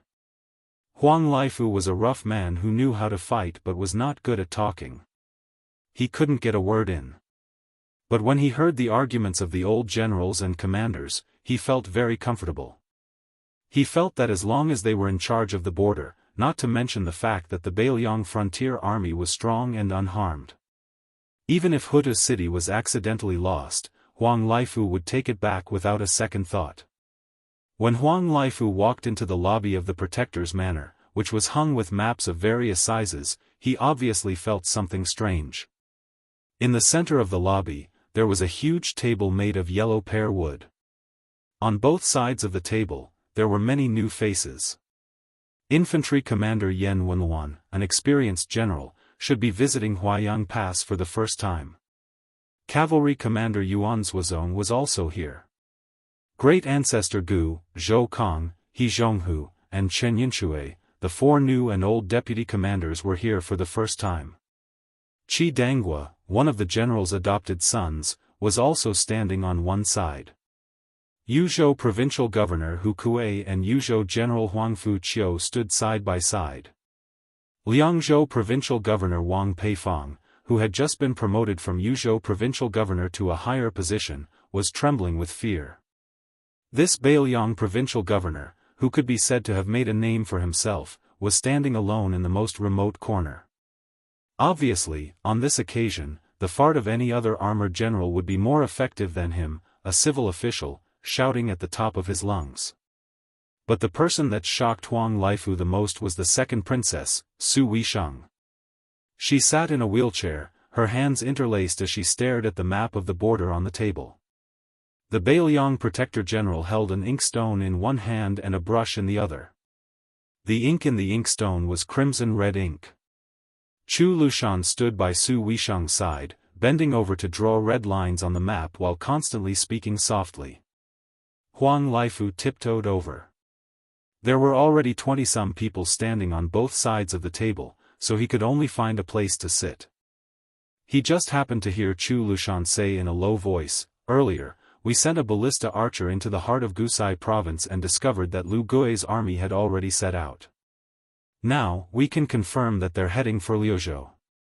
Other than Lu Gui's 30,000 elite soldiers, the 4 military towns to the south, including tile-building Gentleman's Pavilion, have also moved out in full force. The old noble clans of Longguan have also brought out 30,000 infantry, and there are also the 8,000 Chang cavalry from Gusai province that require our attention. Together, these 100,000 soldiers are all heading for the current capital of Liuzhou, Azure City. Chu Lushan used his brush to point at a certain area north of Azure City. The 30,000 infantry from the noble clans of Longguan will be used as the main force to attack the city. This much is obvious. Then, he lightly drew a line between Azure City and Linyao military town. If nothing unexpected happens, the 8,000 Chang cavalry will be waiting here to tie down the reinforcements on the western front of Liuzhou. If they can win, they fight. If they can't win, they run. The Chang cavalry doesn't have any other abilities, but their ability to run is top-notch. I've already experienced it for myself more than a decade ago. The generals in the room all smiled knowingly. During the first Northern Mang-Liyang battle, everyone knew that Chu Lushan, who shone brilliantly in the smoke of battle, had 2 regrets. The first was that he wasn't able to kill Dongjue, who was also a fatty, and the second was that he actually wasn't able to chase down that routed Chang cavalry. Chu Lushan moved the tip of his brush, drawing a line between Liuzhou and Azure City. As the main force, Lu Gui's army should be here, Su Weisheng frowned. When he heard this, he interrupted Chu Lushan's words. Are they just going to retreat and let Lu Gui infiltrate Liuzhou? Even if Liuzhou only has 30,000 Longxiang army, they don't have to be so passive. Ancestor Gu bent over the map with his hands behind his back. He slowly said, if we say that Liuzhou and Yuzhou borders can wait, then Liuzhou doesn't need to wait. The 30,000 Longxiang army only needs to find Lu Gui's main force and defeat them. The rest of the scattered soldiers are nothing to be afraid of. Beiliang has this ability outside the gates of the Kingdom of War. The deputy commander of the cavalry, He Zhong, suddenly said, don't look at how Lu Gui's side has the advantage in numbers. This amount of soldiers isn't enough to fill the gaps between their teeth. Even if Dongjue has a backup plan, based on their current deployment, there won't even be enough time to collect the corpses of their warhorses. Chu Lushan extended 2 fingers and pinched the crimson tip of his brush. He turned a deaf ear to He Zhong's words. He only stared at his slightly ink-stained fingers and calmly said, the bait is too small to catch a big fish. Chu Lushan suddenly laughed. In the silent room, it was particularly eye-catching. This protector general stuck his thumb and index finger together and raised his hand. He smiled and said, our Beiliang cavalry is too strong. We have to give our opponents a little bit of hope. Chapter 1269. There are only 2 chapters today. There was a side room in the Huaiyang Pass Protectorate Manor. Rumor had it that there were a bunch of petty officials gathered there. They were all insignificant officials who were neither learned nor trained in martial arts. However, the Protector General would often enter this side room. Other than that, this side room was rarely visited. Contrary to what the outside world had imagined, the side room was not desolate. There were only a few old pedants gathered together and sighed. On the contrary, it was very lively. Many young faces had appeared, making the room seem particularly lively. There were maps hanging on the east and west walls of the room. There were maps of the borders of Beiliang and the 2 provinces of Beimang. The maps on the 2 walls were the same. The only difference was that they were old. The east wall was old, while the west wall was new. There were 2 people sitting at a table in the room. There was always a person standing at the table with a brush in his hand, in charge of recording some words. The tables were piled with Beimang records and secret files. Many of these things were probably not even available to the Southern Dynasty's Ministry of War and Ministry of Revenue. The reason why the east and west walls were divided into old and new ones was a suggestion made by a junior in the room. Since the enemy's commander-in-chief, Dongjue, had been biding his time and did not show any signs of mobilizing troops, Bai Liang might as well investigate the changes in the two provinces of Beimeng that bordered Liangmang over the past few years. They circled the cities and towns that had increased their military strength in recent years, as well as the new courier routes that had been opened at great expense.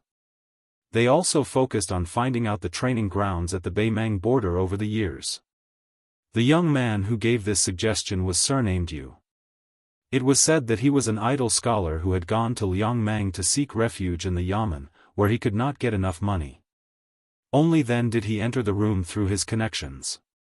There were 6 or 7 other miscellaneous officials who entered the room at the same time as Yu. Some of them were sons of generals who had studied the military and were born with a scholarly air. There were also some who had similar backgrounds as Yu. They were all scholars from other provinces who were picked up by others. Their ambitions were higher than the sky, but their lives were thinner than paper. Most of the older seniors in the room were frustrated people who had not made a name for themselves in the officialdom. They had one thing in common: their necks were hard and their knees were even harder. They did not know how to bow and bend their knees. Usually, they liked to drown their sorrows in alcohol. Once they drank too much, they would naturally be unable to control their mouths and talk about the state affairs. Then, one day, they would suddenly be taken to the border by the Whispering Room spies. They did not even have the chance to say goodbye to their families before they disappeared into thin air.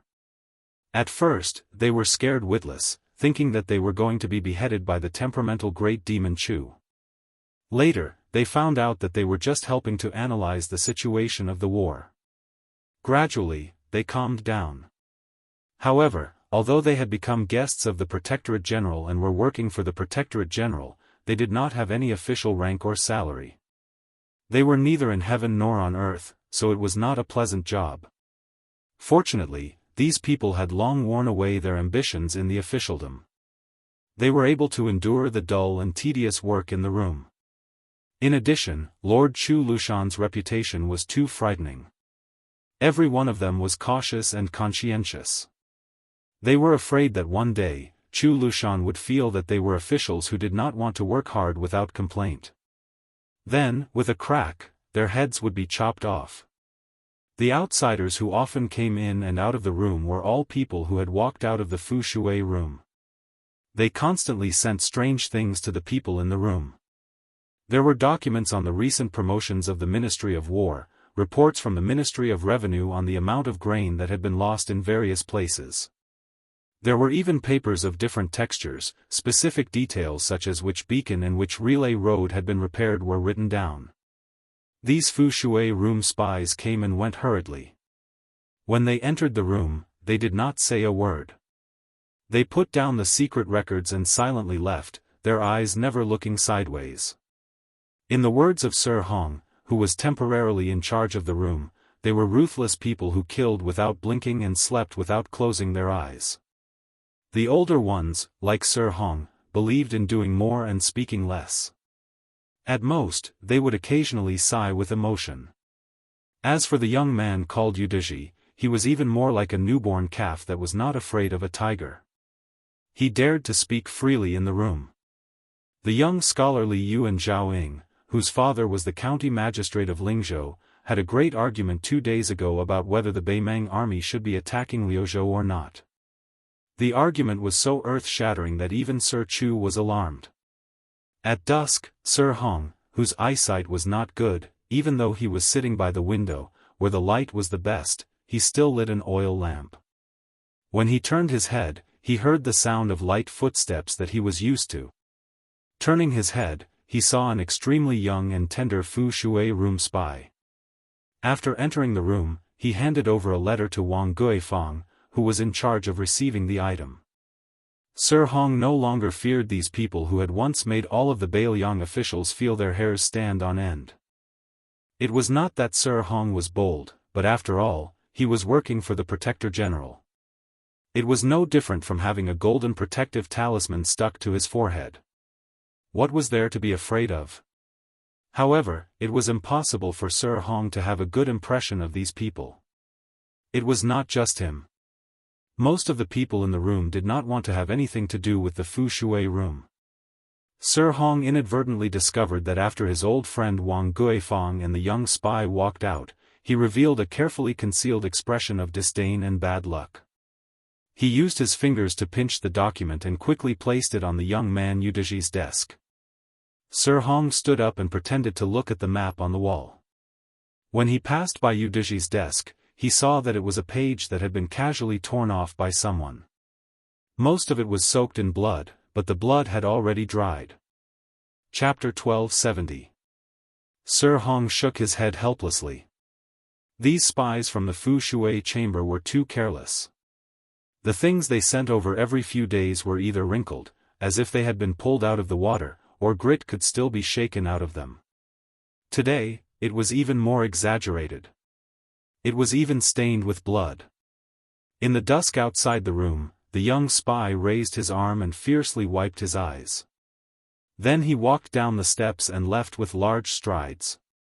The spy saw a young man in casual clothes standing at the door to the courtyard. The two looked at each other. The spy's eyes were filled with well-hidden wariness. His intuition told him that if this person was an enemy, he would probably die. The two brushed past each other. Even though the young spy knew that this person could appear in the protectorate personally watched by Sir Chu, he was definitely not a spy from Beimang. However, the young man still subtly bent down slightly, one hand tucked into his sleeve. Only when the distance between them increased did he feel relieved. He realized that his hand holding the dagger was covered in sweat. The young spy was somewhat curious. That person was not very old, so why was he able to make him unconsciously assume a posture as if he was facing a great enemy? When Su Fengnian quietly walked into the room, Wang Guifang, whose desk was near the door, raised his eyelids. He only thought that this was another spy from the Fu Shui chamber. He stood up and extended his hand. Su Fengnian asked quietly, "Where is the thing that was just sent over?" Yudiji suddenly raised his head. Just as he was about to speak, he saw the incognito king of Beimang shake his head slightly. He understood and stood up, handing the paper to Su Fengnian. He was none other than Yu Wandao, the eldest grandson of the Yu family, a powerful clan in the Central Plains. His pseudonym was Yudiji, and he worked as a handyman in this house. He was a nobody, and he spent all his time picking and choosing from those secret records and documents. In fact, as long as Yu Wandao wanted to get an official position, Hu Kuei, the provincial governor of Liangzhou, who was deeply respected by Su Fengnian, could make him a fourth-rank general, not to mention others. The piece of paper that Yu Wandao handed to Su Fengnian was a page from the famous prose collection, Small Window Leisure, written by Lu Jingsheng, the literary giant of the former southern Tang dynasty. It was widely circulated among the remaining elders of the spring and autumn period. However, the pages of this southern Tang edition could not be considered very valuable, and the text on the page was also very popular. However, the line of hastily written words added at the end of the page might not be worth 1,000 gold, but it was definitely more valuable than the life of the writer. Before the great battle, the scouts would die first. But many people didn't know that spies would die earlier. Moreover, they would only die silently. It couldn't even be considered tragic.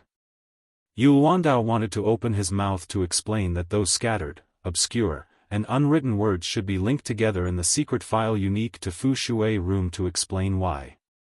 Outsiders didn't know that Fu Shui room had an extremely hidden book of explaining words. Different death warriors and spies corresponded to their own written explanations. Therefore, even if a secret spy report was intercepted by Beimang, it would still be meaningless. The spy who sent this page was codenamed 24-foot in Fu Shui room. Yu Wandao needed to flip to the 24th chapter of the Book of Explaining Words on his desk to obtain the exact content. Su Fengnian was silent. Tightly holding the page, he walked to the wall and raised his head to look at a map of Gusai Prefecture. Sir Hong was confused. Unlike those inflexible spies of Fu Shui room, he guessed that this person might be the son of a general who was related to some important figure in the protectorate. Otherwise, he wouldn't be able to walk into this room.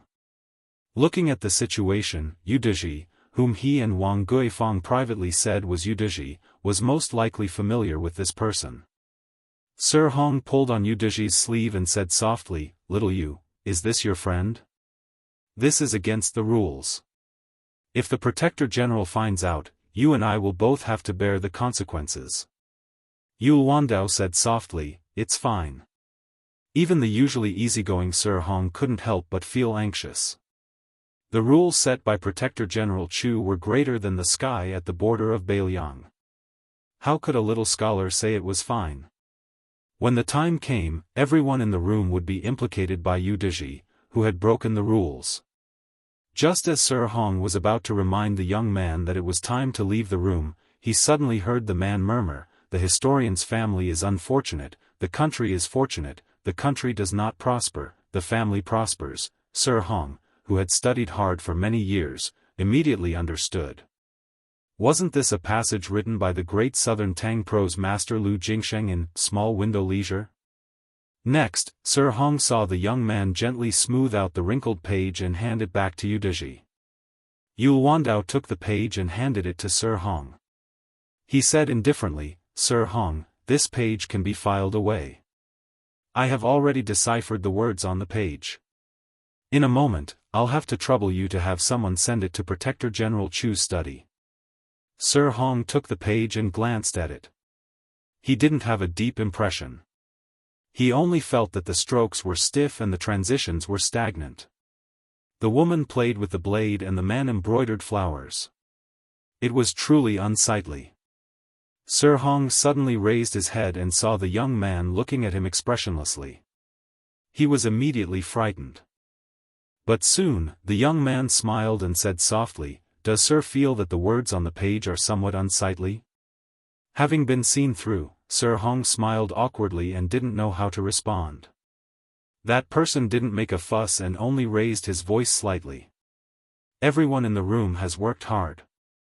After saying this, Sir Hong didn't have time to criticize before he walked straight to the door.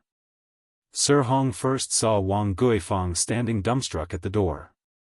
Then he saw Beiliang's Protector General Chu Lushan, Cavalry Commander Yuan Zuozong, Infantry Commander Yen Wenwan, and many other people standing behind them. Sir Hong didn't dare to keep looking. If this wasn't shocking enough, then what made Sir Hong's scalp tingle was that the young man had just stepped over the threshold and walked out.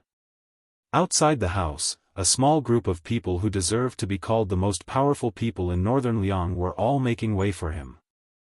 Chapter 1271. In the main hall of the Governor-General's office, Yen Wenwan looked at the young man wearing a black robe embroidered with gold. For some reason, his mind wandered. He remembered that when the general had put on Prince Liang's blue satin robe, he, Zhong Hongwu, and Lu Yuanji couldn't help but go up and touch it.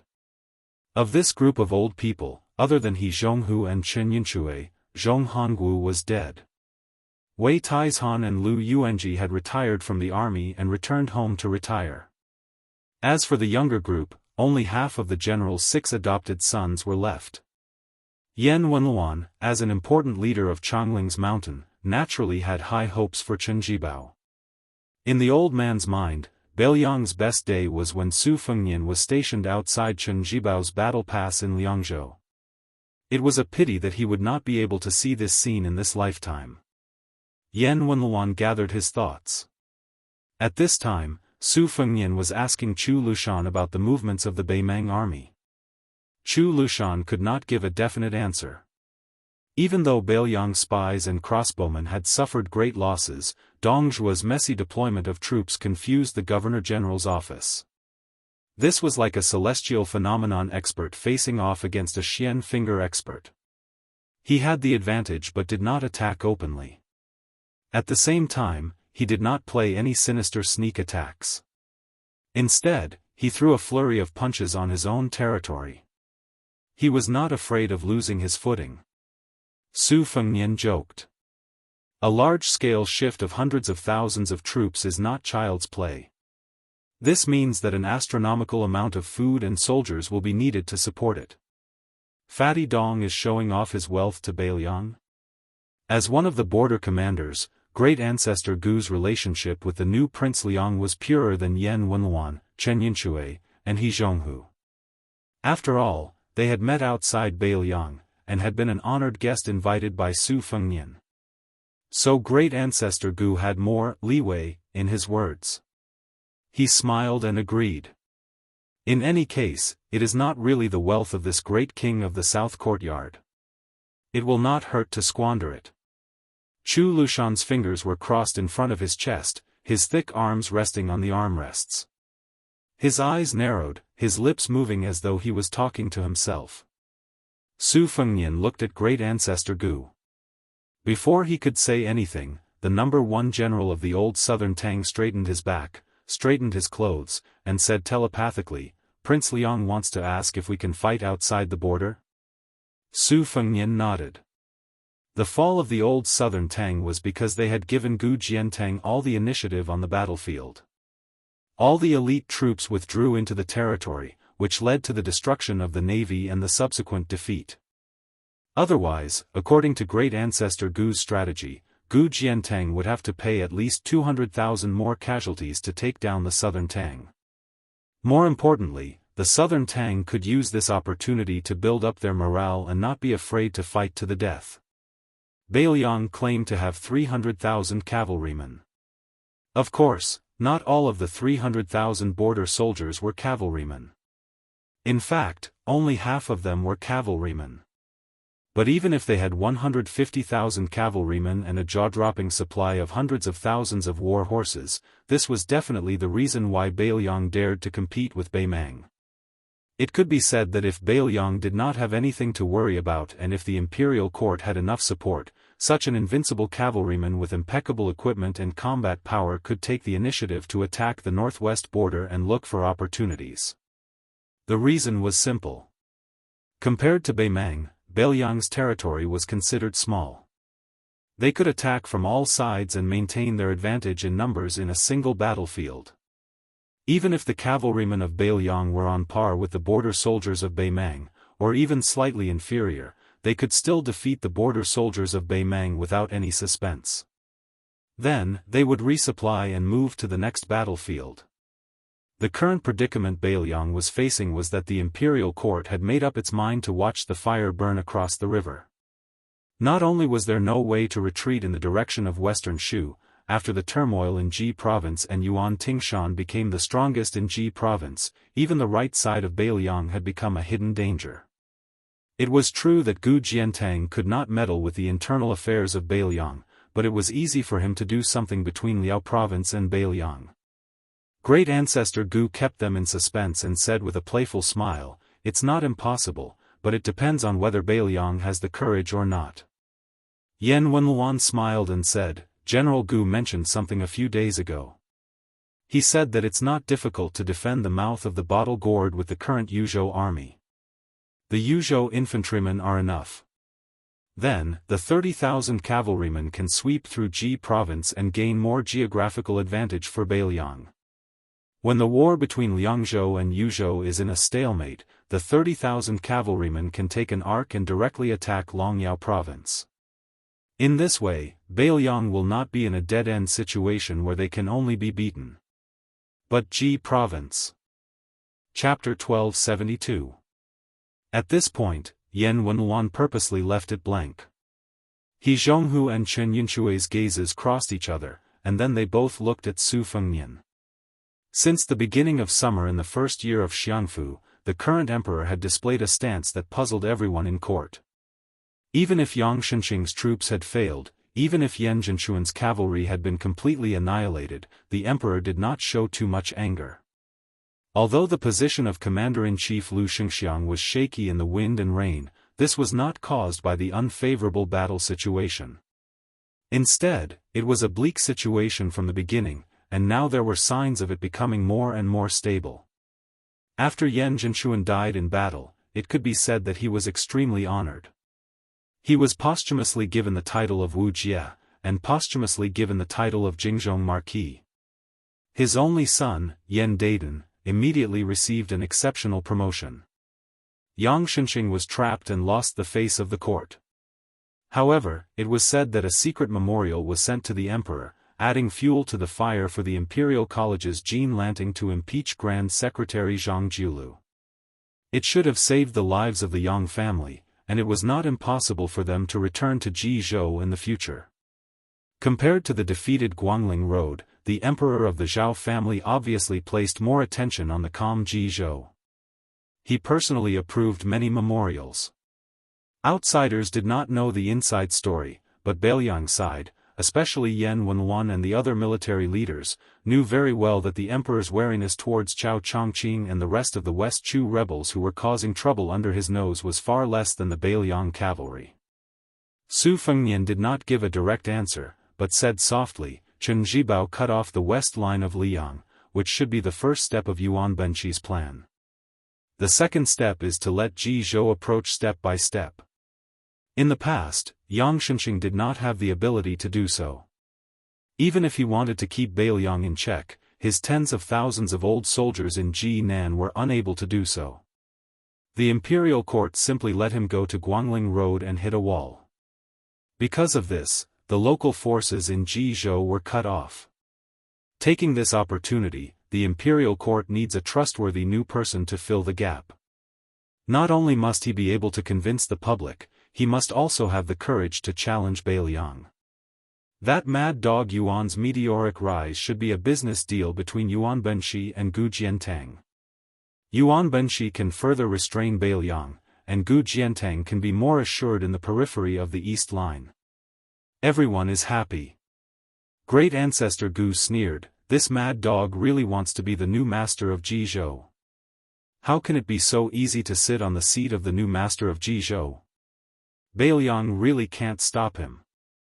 Compared to Western Shu, Jizhou is even more of a pushover. The first thing Gu Jiantang will do is to be beaten into a sieve by Beimang's iron cavalry. Even if Yuan Tingshan is the son-in-law of the Gu family, can he really be compared to his own son? Chu Lushan laughed and said, wealth comes from danger. Small people are always like this when they go to the gambling table. If they want to gamble, they will gamble big. They are never afraid of losing their family fortune. Speaking of which, when we fought with my foster father from the north to the south, we also put ourselves in the same situation. Although Yuan Tingshan isn't likable, he's definitely very interesting. Su Fengnian suddenly turned to look at Yan Wenwan and asked, General Yan, if you only have infantry in Yuzhou, how many Beimang soldiers can you stop? Yan Wenwan said without hesitation, one gourd outside Tuma Pass can hold 150 to 60,000 Beimang soldiers. With Honglu General Chao Xiaojiao and Hong Xinjia as partners, they can both attack and defend at the border. Within Yuzhou, there is also the Hu leader Huang Fuqiu. 300,000. It is not a problem for the Yuzhou infantry to stop 300,000 Beimang soldiers. However, there is a time limit to this. However, this time limit is enough for the 30,000 light cavalry to provide reinforcements or attack in an emergency. Su Fengnian laughed and said, all right then. These 30,000 light cavalry will enter Jizhou from today onwards. General Chen Yinxiao's eyes lit up and asked, are we not going to inform the imperial court? Su Fengnian replied with a question, our Bailiang is only sending 2,000 or 3,000 cavalry to Jizhou to train. Do we need to inform them? That would be treating His Majesty as an outsider. Moreover, after going to Jizhou, the imperial court will know one day. Isn't that the same as informing them? At most, we will just have to submit another document to the Ministry of War. Su Weisheng, who was sitting beside Su Fengnian, laughed softly and said, it is clear that our Bailiang is reasonable. Chen Yunxiao suppressed his laughter. He Zhong, who was also in a good mood, could not help but laugh out loud. Your Highness, the difference between 3,000 and 30,000 seems a bit big. He Zhong suddenly waved his hand and said, 3,000 and 30,000 are only 20,000. It is not 30,000 and 300,000. Whoever wants to argue about this can argue about it. Moreover, that Minister Liu of the Ministry of War is our Highness's elder by marriage. Regardless of whether it is on the side of family or on the side of reason, Tangshi Sword Immortal should be helped. Su Fengnian rubbed his face and asked, in the past, this cavalry was made up of scattered generals and captains. If they go to Jizhou, who will lead them? Do any of you have a suitable candidate? As the general of Beiliang's 160,000 infantry, Yan Wenluan was not in a position to interrupt. After all, this was a family matter of the cavalry. Yuan Zuozong could speak, Chu Lushan could speak, and even some of the infantry generals could speak freely. However, this famous general from the spring and autumn period was too prominent, so he should be silent. However, Yan Wenluan still spoke bluntly, I have two candidates for the position of commander and deputy commander. The commander must be more astute in the use of troops than in the proper way, while the deputy commander must be relatively prudent, more proper than astute. This will allow the two of them to complement each other and prevent the cavalry from being too lame. The vice-general can be my subordinate, Zhong Tianheng. As for the general, your highness will have to use different people. Su Fengnian smiled and said, Old general, please speak. Yan Wenluan glanced at Chu Lushan and said, then I will have to borrow someone from Protector General Chu. Chu Lushan stared and said, no. Even if you beat me to death, I will not lend him to you. That kid is an important person in the Protectorate and is also my right-hand man. In the future, I will have to rely on this kid. Su Fengnian could not help but be puzzled. Who was this extraordinary person that Lu Qiu'er and Yan Wenluan liked? Yan Wenluan snorted coldly. It is not me who wants to borrow someone from you. It is His Highness who wants to borrow someone from you. Su Weisheng said indifferently, Yu Wandao is indeed qualified to lead this cavalry. Su Fengnian suddenly understood. Chu Lushan's expression was as if dozens of pounds of meat had been cut off in an instant. He sighed. Su Fengnian smiled and said, then it is settled. Let us go take a look at the topographic map of Ji province and discuss how to move these 30,000 people. The group of people walked to the front of a few tables. Someone had already brought over two maps. One was the geographical map of the entire Ji province, and the other was the topographic map of Ji Shi. In the northern Liang military, there were countless of such maps. When Su Fengnian sent someone to invite Yu Wandao over, he stood in front of the table and looked around. Suddenly, he said in a low voice, from today onwards, we in Beiliang will do what we are supposed to do. If the imperial court and Ji province dare to interfere, then we will cut off their hands and feet. In the future, if there is a conflict with any forces outside Beiliang, there is no need to inform the Mount Qingliang Wang estate. Do it first, and after it is done, the Wang estate will help clean up the mess. Yan Wenluan, Chen Yinshui, and the other old generals all let out a long sigh at the same time. He could finally vent the resentment that he had held in for nearly 20 years in an open and aboveboard manner. Chapter 1273. Although the weather was cold, there was no snow. If one did not personally go to the frontier fortress, it would be difficult to understand the feeling of stars hanging over the vast plains. Su Fengnian accompanied Su Weisheng out of the Huaiyang Pass and a few miles outside the Huaiyang Pass. He was accompanied only by Chu Lushan. The old general Yan Wenluan and the new Yu Wandao of the Dragon Gate had already rushed to Yuzhou to take charge of military affairs. The latter gave Su Fengnian a report before he left, specifically describing the analysis of the battle situation in Guangling Road, focusing on Ko Jianghui's series of raids from one point to the other. Large-scale cavalry battles in the wilderness had always been a scene that could only be seen on the frontier battlefield. In the hinterland of the Central Plains, large and small cities were scattered like stars in the sky and blocked by rivers, making it extremely difficult for cavalry to perform.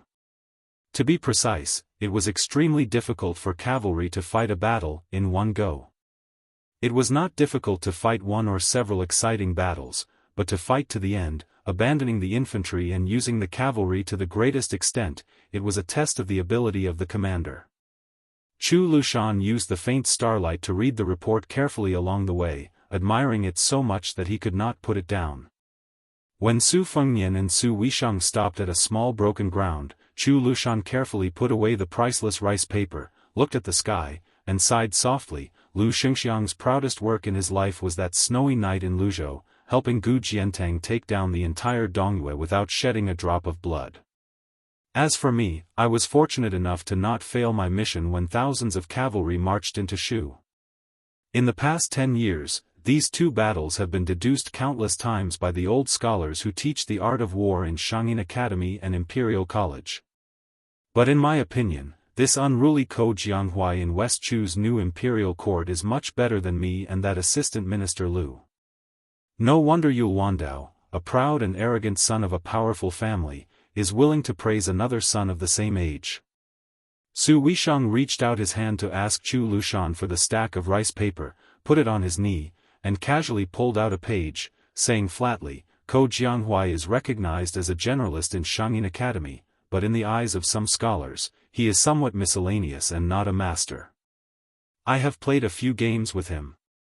Su Fengnian could not help but interrupt, second sister, can this kid beat you in a game of chess?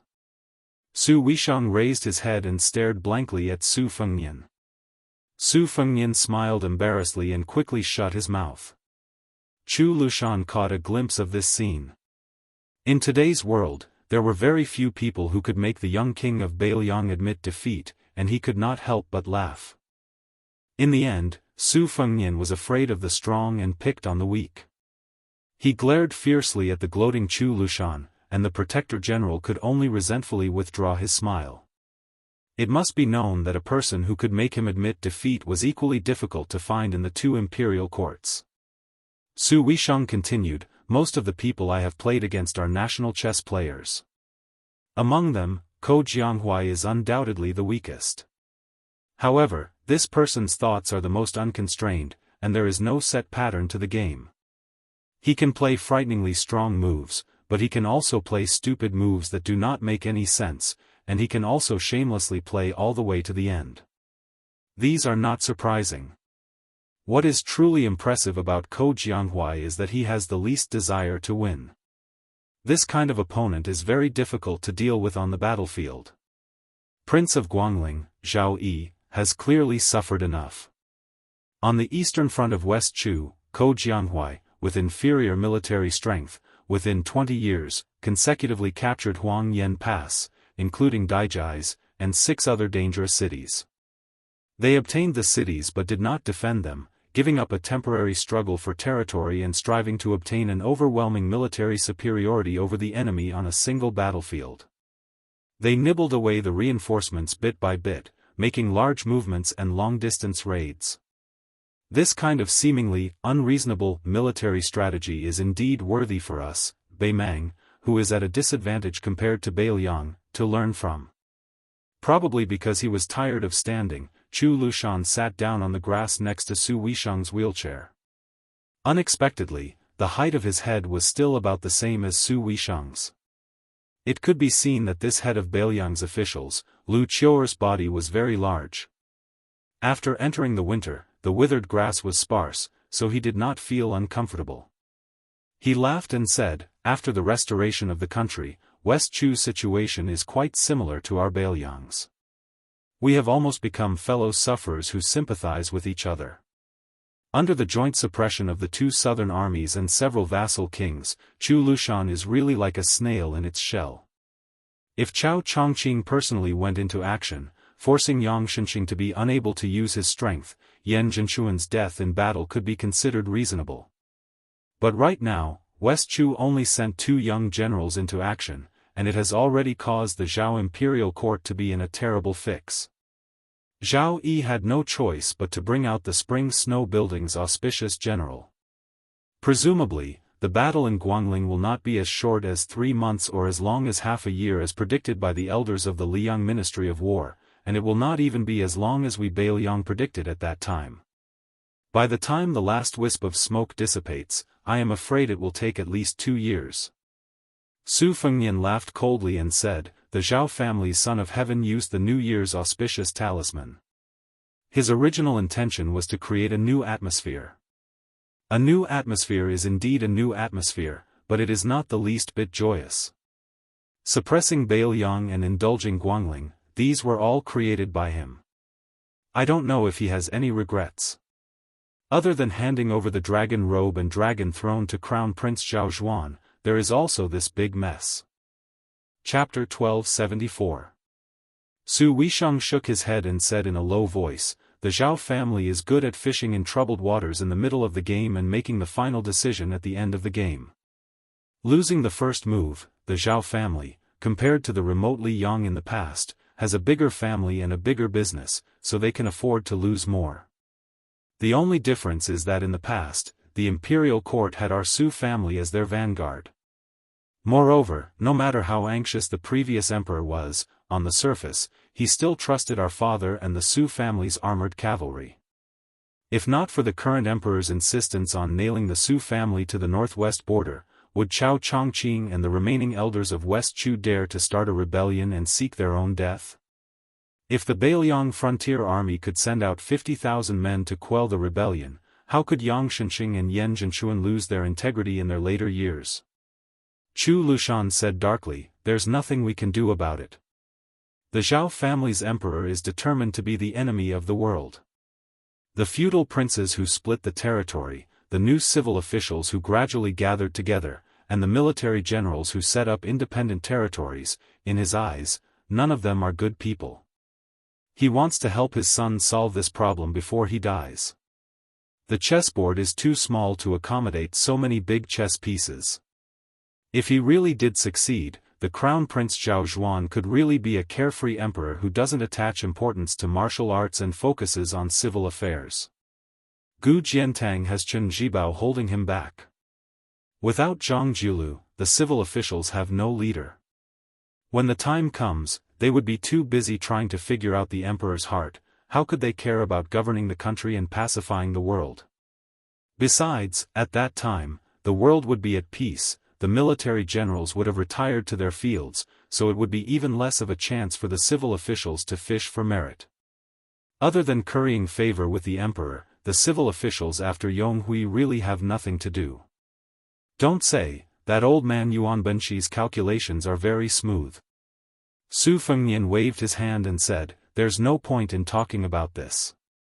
Right now, Dongzhua's specific deployment of troops and generals, other than the direction of Liuzhou, there are no detailed intelligence reports. Lu Qiuer, how long do you think Liuzhou can hold off Lu Gui's army? After that, how many Beimang border troops can be implicated and thrown into the pocket of Liuzhou?" With a smile on his face, Chu Lushan said, "With Little Prince's 30,000 Long Xiang army helping to defend Lu province, they would not be able to defeat Lu Gui's hundreds of thousands of disorganized troops even if they were to fight for 100 years. In the eyes of future generations, no matter how we fought in the early stages of this unprecedented war with Beimang, there was no better or worse strategy. It all depended on who could accumulate advantages in the divided battlefields. From the current situation, Dongzhou clearly did not put too much thought into Liuzhou. He invited the most prestigious and also the youngest of the 13 great generals, border commander Lu Gui, to that side because he did not wish for Lu Gui to take advantage of the situation to rise up in the Central Plains. At the very least, he did not want Lu Gui to rise up too quickly and too fiercely. What I am most worried about is that Dongzhuo will attack Yuzhou in a spurt of energy, attacking the Yuzhou defense line to the death without regard for losses. In the meantime, he will place his most elite troops, the Tuoba and Hong Jingyan, on the northern front of Liangzhou to tie down the main force of our cavalry." Su Weisheng nodded and said, "If we attack Yuzhou, in the short term, it will be the most muddle-headed method Beimang can use. However, in the long term, it will be the best method to preserve Beimang's national strength. After all, Bailiang is not the Central Plains, which has a great depth. Even if Yuzhou has a few cities that can be defended, and there are many fortresses and military cities south of the mouth of the gourd, the saying that the mouth of the gourd alone can swallow up 160,000 soldiers is not an exaggeration. However, as long as Beimang has the courage to do so, they will only have to send out 100,000 soldiers to cripple Yuzhou. Next, they will have to rely on Liangzhou's main force to reinforce Yuzhou. Once this situation develops, whether or not Liuzhou is defended will no longer affect the overall situation. This is also the reason why Yan Wenluan insisted that Yu Wandao lead 30,000 light cavalry to Jizhou. He was determined to use Yuzhou to win more time and space for all of Beiliang. However, this is an action that has no choice. In the end, they will lose more than they lose. The Liang imperial court is happy to see this, but Beiliang cannot afford it. Su Weisheng folded his hands on the paper on his knees and looked into the distance. Bodyguard Chu insisted on having Liuzhou enter a stalemate, attracting the attention of both the North and South imperial courts of Beimang. He hoped that Beimang's border army would send troops to Liuzhou, but he was also worried that Dongzhuo would focus on attacking Yuzhou. Over the past decade or so, Father has poured a lot of effort into Yuzhou and spent a lot of money on the soldiers. 7 years ago, during the raid led by the Dragon Waste province, he purposely stopped the border army of Liangzhou from reinforcing Yuzhou. He watched as the 30,000 soldiers of Yuzhou lost their cities and fortresses one after another and sacrificed their lives for the northern barbarians. He wanted to make Beimang fear Yuzhou's border army, and hoped that one day, Yuzhou would not become their fatal weakness. Chu Lushan said in a low voice, "Merciful people don't command troops." Chu Lushan suddenly exhaled a mouthful of turbid air. That old woman has been purging Beimang's Jianghu forces for many years. Now, she can finally be put to use. On the border, those experts are keeping a close eye on the big and small passes. As long as they see someone quietly crossing the border, they will kill him on the spot regardless of his identity. Many of our men of sacrifice spies who have been lurking for many years can hardly pass on important military intelligence. This time, the chess and sword music school and the Princess Grave have all been mobilized to seal off the news from the border and cooperate with Dongzhuo's border army. This move is really ruthless. Fu Shui Room has suffered heavy losses after being traced back to Beimang. Many provinces have been uprooted after many years of operations. Chu Lushan, who was squatting on the ground, rubbed his cheeks. That's not all. Not long ago, Beimang deliberately let a spy return. He had 16 heads of his colleagues from Fu Shui Room in his luggage. When the spy saw me, he cried and said that if it wasn't for the fact that he hoped Fu Shui Room could take back these heads, he would rather die than return to Beiliang. After the spy put down his luggage, he borrowed a cold knife and committed suicide that night. He didn't say his last words, he didn't write his will, he didn't leave anything behind. Chu Lushan said in a muffled voice, "Our new cold knife hasn't even started killing the northern barbarians, but it was used as a suicide by one of our own. If I continue to hold in this resentment, my lungs will explode from anger." Su Fengnian didn't say anything. His hands were clasped in the large sleeves of his purple gold embroidered robe. After winter, the continuous battle in Guangling Road had come to an end. It was Beiliang's turn to be engulfed in smoke. There was no snow this winter. No one knew when it would snow. However, the cold knives at the waists of the 300,000 border soldiers could be unsheathed at any time. Chapter 1275. More than 8,000 valiant Chang cavalry went from the border of Gusai Prefecture to between Qingsang and Linyao. Just as Chu Lushan had expected, the light-armored Chang cavalry were used by Lu Gui to cut off the connection between the two towns. The Chang people were once a thorn in the side of the overlords of the Central Plains. The Dafeng dynasty had been harassed by the Chang people for a full 200 years. Every Chang person rode sheep to shoot birds and rats when they were young, and when they were slightly older, they rode horses to shoot foxes and rabbits. They were basically born to be elite soldiers on horseback. The light cavalry of the various countries in the Central Plains had gradually stepped onto the stage. To a large extent, it was because the Chang cavalry had forced them to do so. The Chang cavalry was also one of the teachers of the Central Plains. Before and after Su Shao took over Beiliang, the Chang people had withered day by day. This was especially so for the Su family, who often used large numbers of Chang cavalry to train their troops. This was undoubtedly a tragedy for the Chang people. As a result, the Chang people were natural allies of Beimang. This time, when they invaded the Central Plains, the various leaders of the Chang tribes all made peace with each other and made an oath. Under the lead of Beimang, they even formed an alliance with other tribes that had been suppressed by the Su family. Only then did they gather close to 9,000 cavalry and 20,000 war horses. Under the banner of the Chang cavalry, they started to take revenge on the Su family of Beiliang. This Chang cavalry that was originally impoverished along the endless border, under the great support of the northern Mang and southern dynasty, were finally able to realize their dream of several hundred years of being fully equipped with armor. Unlike ordinary cavalry, the Chang cavalry's cavalry blades were the arm blades that had already been withdrawn from the battlefield. The war blades were bound together with the arm armor, so unless the entire arm was chopped off, the blades would never leave their hands. Apart from the arm saber, the Chang cavalry also had a traditional short saber known as the Vapiao. It was attached to the outside of the thigh like a farmer harvesting rice in autumn.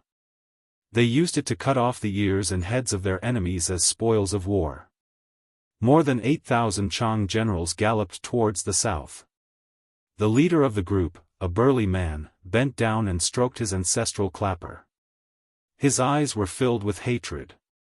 Years ago, when that Su family of the Central Plains slaughtered his way into the northwest, all the local adults who disobeyed his orders were killed on the spot. Even the children, who were no taller than a horse's back, could not escape the disaster. Although they were not executed, both their thumbs were cut off by the Su family's cavalry. This meant that even if these children were lucky enough to survive, they would not be able to hold their weapons firmly and swing their swords at the Beiliang frontier army. This middle-aged Madame Wan's surname was Jean. At the time when his tribe was trampled by the Su family's horses, he was lucky enough to follow a group of young men to hunt and store food for the winter. When they returned to the tribe, other than the corpses on the ground, there were only the children crying with their hands dripping with blood. Beside the children's feet were the corpses of their parents. He swore that he would personally use this clapper to cut off the thumbs of everyone in Beiliang with the surname Su. As long as they had the surname Su, even if they were infants, he would not let a single one go. This was especially true of that butcher's son, the person who had been usurped as the new prince of Liang. Not only would he cut off that young man's thumbs, but he would also cut off Su Fengnian's head, limbs, and fingers one by one. This Madame Wan slowly straightened his back and looked towards the vast expanse of land to the south with a vicious smile on his face. He had heard that there was a butcher's son named Su Longxiang in Liuzhou. He was very famous among the nobles of the southern dynasties. Last year, he had beaten up a few military towns in Gusai Prefecture. He did not expect to capture this person with less than 9,000 cavalry. However, before he worked with General Lu Gui to completely flatten Liuzhou, he had to drink the fresh blood of the Beiliang people. He had to make that young man, who had butcher's dirty blood flowing through his veins, suffer so much that he wished he was dead. The young man's Longxiang army did not have more than 30,000 cavalry. Did he want to defend all of Liuzhou? In the eyes of the generals, this was just an old show between brothers in the Central Plains. It was clear that the young king was afraid of his younger brother's great achievements on the border, so he purposely left Su Longxiang and all of the young man's direct descendants to die. In the winter, the water dried up and the grass turned yellow. The warhorses were not as strong as in the autumn and summer. In the eyes of the Central Plains, especially the Jiangnan people, it was the most unsuitable time for war. However, to the Liangmang people, who had been on the border for a long time and were familiar with the harsh cold, as long as they were determined to fight, they could fight to the death on any battlefield, even in the damned snowy weather. On the contrary, the Chang generals Jin Cheng liked fighting in the depths of winter the most. The scene of using a long spear to stab into the enemy's chest and then dragging out a bloody path in the snow was more enjoyable than drinking good wine. The Chang cavalry's galloping raids had always been known to be as fast as lightning. While they were praised, it also revealed the Chang cavalry's weakness, which was that they could only do one-off business on the battlefield. Although they could advance and retreat freely, before they obtained an absolute advantage and began a chase, it was very difficult to expand their battle results. They did not have infantry formations and did not have heavy cavalry holding the line. This time, the Beimang emissary was extremely disrespectful to the Chang cavalry. Even though he had a request, he was still arrogant. Before discussing the price, he even said to their face that they were just decorations and that if they dared to ask for an exorbitant price, they should be careful not to lose their heads. He also threatened that if they did not act according to General Lu Gui's orders, they might as well not return to the border. When the time came, the Beimang army would directly view the Chang cavalry as an enemy. Jin Cheng fiercely ground his teeth. If not for the fact that he wanted to take revenge on the Su family, who the hell would want to deal with these pig-headed officials? Jin Cheng looked into the distance and suddenly felt an inexplicable sense of unease. The 8,000 Chang cavalry heading down south to cut off Qingcang and Linyao, leaving Qingcang City, the capital of Liuzhou, isolated and without help. In his eyes, this was indeed an excellent strategy that caught the enemy off guard, and the Chang cavalry did not have to take any risks. However, on the way down south, he still had 20 or so roaming cavalry scouts at the front to scout the path. Every cavalry had to be 10 li away from the Chang cavalry army. No matter if they came into contact with the enemy or not, they had to turn back and let the 2nd Cavalry take their place. Logically speaking, at this time, one of the roaming cavalry should have returned to the front of the army. Furthermore, for this trip to Liuzhou, Beimang had specially given him a scout. It was an old fellow who exuded a dangerous aura. There was a sword at his waist, and his aura was long and steady. He did not look like a soldier at all. Even if he used his but to think, he knew that this was a hidden Jianghu master. It could be seen that Beimang had indeed invested a lot in this attack on Beiliang. They had even brought out the Jianghu forces that they had trained for 20 years. Jin Cheng was not a madman who would be blinded by revenge. He knew the severity of the situation. Otherwise, he would not have become one of the generals. He had come to assist Lu Gui's army in taking advantage of the situation. What he was most afraid of was directly clashing with the main force of the Dragon Elephant cavalry. However, the Beimang emissary, who was dressed like a nobleman of the Central Plains, had promised that apart from a small portion of the 30,000 Long Xiong army, most of them would be pinned down at Qingcang City and the area to the east of Qingcang City. Otherwise, Beiliang would have treated Liuzhou as a chess piece and sacrificed the Long Xiong army, an elite cavalry force that had experienced hundreds of battles. However, Jin Cheng, who was not a madman, began to worry that he would encounter a madman king of Beiliang who would do anything to stabilize his throne, as well as a general of the Long Xiong army who had lost his mind after becoming a chess piece. After waiting for a while, there was still no sign of any cavalry scouts. Frowning, Jin Cheng raised his arm and waved it back and forth slightly, indicating for the cavalry behind him to slow down. About half an hour later, the figure of a scout finally appeared in the field of vision of the Chang cavalry. As the warhorse galloped over, Jin Cheng and the other Kiliarchs were shocked to discover that there were numerous crossbow bolts stuck in the back of the scout. Before the heavily injured scout breathed his last, he did his best to speak of the precious military intelligence he had obtained by sacrificing the lives of more than 20 Chang cavalry.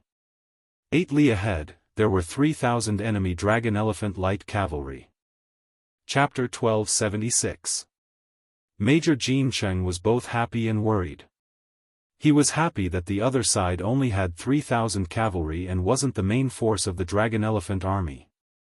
He was worried that his army was here to fish in troubled waters and not to fight to the death with the Dragon Elephant army that was said to be invincible at the border. There were 2 paths in front of the Chang cavalry. They could continue south and use their advantage in numbers to take down the 3,000 cavalry. They could grit their teeth and complete their mission of cutting off Lu province. However, the Chang cavalry would suffer heavy casualties, and they would not be able to bargain with the Beimang after they had secured victory in Lu province. The second path was to avoid the brunt of the attack and not fight to the death with the 3,000 Dragon Elephant light cavalry. However, they would also not retreat and instead advance in a roundabout manner. In the end, there would be unavoidable battles. At most, they would just fight for a while. With the Chang cavalry's speed, which had been the fastest in the world for hundreds of years, they could fight or retreat. Jin Cheng thought for a bit, and then decisively chose the latter. Their Chang cavalry wasn't Northern Mang's million-strong army that could contend against the entire Liang dynasty. Compared to that pitiful Northern Liang that his uncle didn't dote on, the Chang clan was struggling at death's door.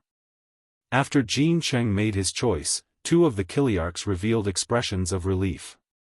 One of the Kiliarchs, surnamed Ku, was extremely angry at Jin Cheng's cowardly behavior. He loudly reprimanded him from his horse and declared that he would lead his 1,600 Chang cavalry to fight to the death. Jin Cheng's face was gloomy. He patiently told this rash youth that although the dragon elephant light cavalry was inferior to the heavy cavalry, they were not an enemy that could be easily dealt with. If other than the 3,000 cavalry, there was also the Long Xiang army, then their 8,000 men would not be able to leave Lu province alive. However, the young Chiliarch who had seen all the male elders in his family being beheaded by the Su family when he was young did not listen at all. He insisted on fighting the enemy to the end and did not forget to mock and ridicule Jin Cheng, saying that he, as a Chiliarch, had embarrassed the men of the Chang tribe. Jin Cheng laughed coldly in his heart. He gently turned his horse and made way.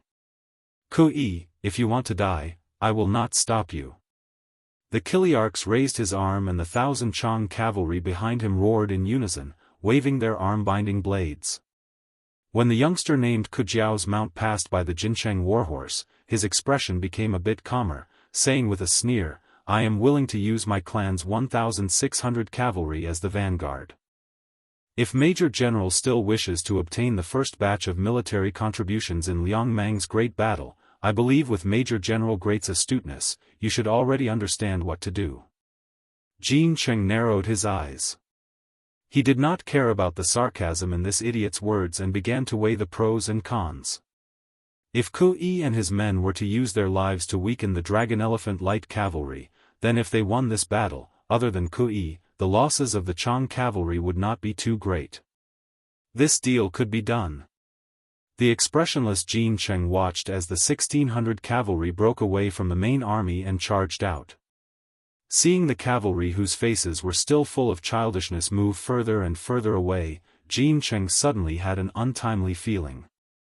Had he gotten used to a peaceful life of wine and beautiful women? Was the hatred in his heart not as deep as he had imagined? Jin Cheng shook his head, trying to shake off these unnecessary thoughts. His gaze gradually turned cold and resolute.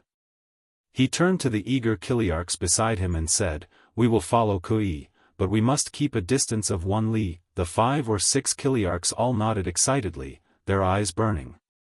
Jin Cheng suddenly laughed. Brothers, don't forget those Qingxian on the grasslands.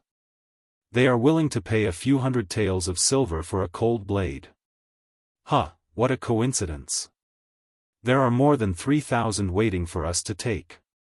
As for who can take more, it will depend on who can kill more Bailiang cavalry. I, Jin Cheng, will not break this rule just because I am a general's. Brothers, you can go kill without worry. 6 li away from the 1,600 Chang cavalry under Kuqian. The 3,000 cavalry, all dressed in black armor and black horses, silently advanced forward at a uniform and powerful pace. An enormous black tiger was running around the periphery of the cavalry formation. The leader of the cavalry was a black-clothed youth who did not wear any armor. A cold blade rested on the horse's back in front of his chest, unsheathed. The general behind this half-horse was Scarface's man. He raised a metal spear at an angle, with a fresh head hanging from the spearhead. It was the wandering scout who had been mixed in with the Chang cavalry. He had a sword, and his swordsmanship was unknown. In any case, he had abandoned his horse and fled quite quickly. Unfortunately, no matter how fast he was, he could not outrun the spear that the black-clothed youth threw out. Before Scarface brushed past the corpse, he felt that he had nothing to do. After pulling out the spear from the corpse, he lightly cut off the head and stabbed it into the spear tip. Scarface was the Longxiang army's valiant general Wang Lingbao. Originally, he shouldn't have appeared here. Instead, he should have obediently stayed near Azure City with Li Mofan, who was also a deputy general. They could only suppress their impatient tempers and slowly wait for that rotten old man surnamed Lu to bring a bunch of northern Mang trash with him to show off his strength. However, the commander had somehow heard from some scoundrel that a group of 8,000 Chang cavalry had broken through the border and was rushing to their deaths. Wang Lingbao wanted to kill these Chang cavalry who were tired of living, but the governor-general had sent an urgent military order to the Liuzhou provincial governor's mansion, telling the Longxiang army not to move. Provincial Governor Yang Guangdou had even gone out of the city to scout the camp, smiling as he whispered some kind reminders into Li Mofan and Li Mofan's ears. Wang Lingbao naturally did not dare to disobey a military order. Let alone the new Prince Liang's order, even if it was just Chu Lushan's order, Wang Lingbao would not dare to move the troops on his own. However, since his commander wanted to kill people, even if the sky fell down, the commander would be there to support it. How could Wang Lingbao miss out on this rare opportunity? In order to intercept and kill this group of Chang cavalry heading south, the 10,000 Dragon Elephant Light Cavalry had no choice but to split into 3 groups, each of them searching for the enemy between Qingsang City and Linyao military town. As the 10,000 troops set out, Yang Guangdou and the young scholar called Chen Shiliang quickly blocked their path, seemingly wanting to dissuade them. In any case, Wang Lingbao hid behind the army and picked his ears, pretending not to hear or see anything. As for the fact that the Longxiang army had broken a taboo in the art of war, Wang Lingbao really did not think much of it. It was true that the Longxiang army did not care about the situation in Liuzhou, but if one were to say that the 3,000 Longxiang army would be at a disadvantage in front of 8,000 Chang cavalry, Wang Lingbao would be the first to cut off his own head and use it as a urinal. When Wang Lingbao saw the provincial governor, he was quite angry. If not for the fact that he could not defeat the commander, he would have definitely hit him. However, the scholar who seemed to be highly regarded by the prince did not have any obvious expression. Wang Lingbao actually knew that after returning to Qingsang City, the news of the Longxiang army violating military orders would definitely reach the Huaiyang Pass Protectorate manor. At that time, even if the commander of the Longxiang army took the blame, as a deputy general, Wang Lingbao would not be able to bear the consequences. However, so what? More than 10 years later, the true Liangmong Great War had finally arrived. Motherf *Ker, even a pregnant woman would only need 10 months to give birth. He and Li Mofan, these rough men, had waited bitterly for more than 10 years. In this first battle, if he, Wang Lingbao, did not take the lead, he would be the first to let himself down.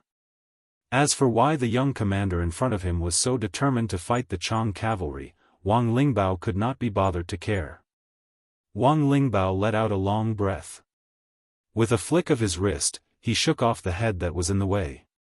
Looking into the distance between the two sides was less than 2 li. He could already see that the enemy cavalry had begun to speed up. Wang Lingbao softly muttered, "Beiliang is guarded by us. Great General, rest assured." Su Longxiang slowly pulled out his Beiliang saber. Under the illumination of the sun, it flashed with a snow-white light. At the same time, the 3,000 Dragon Elephant cavalry began to raise their spears. Chapter 1277. The two cavalry armies began to charge at each other without any fancy moves. The terrain was flat and wide, making it easy for cavalry to spread out.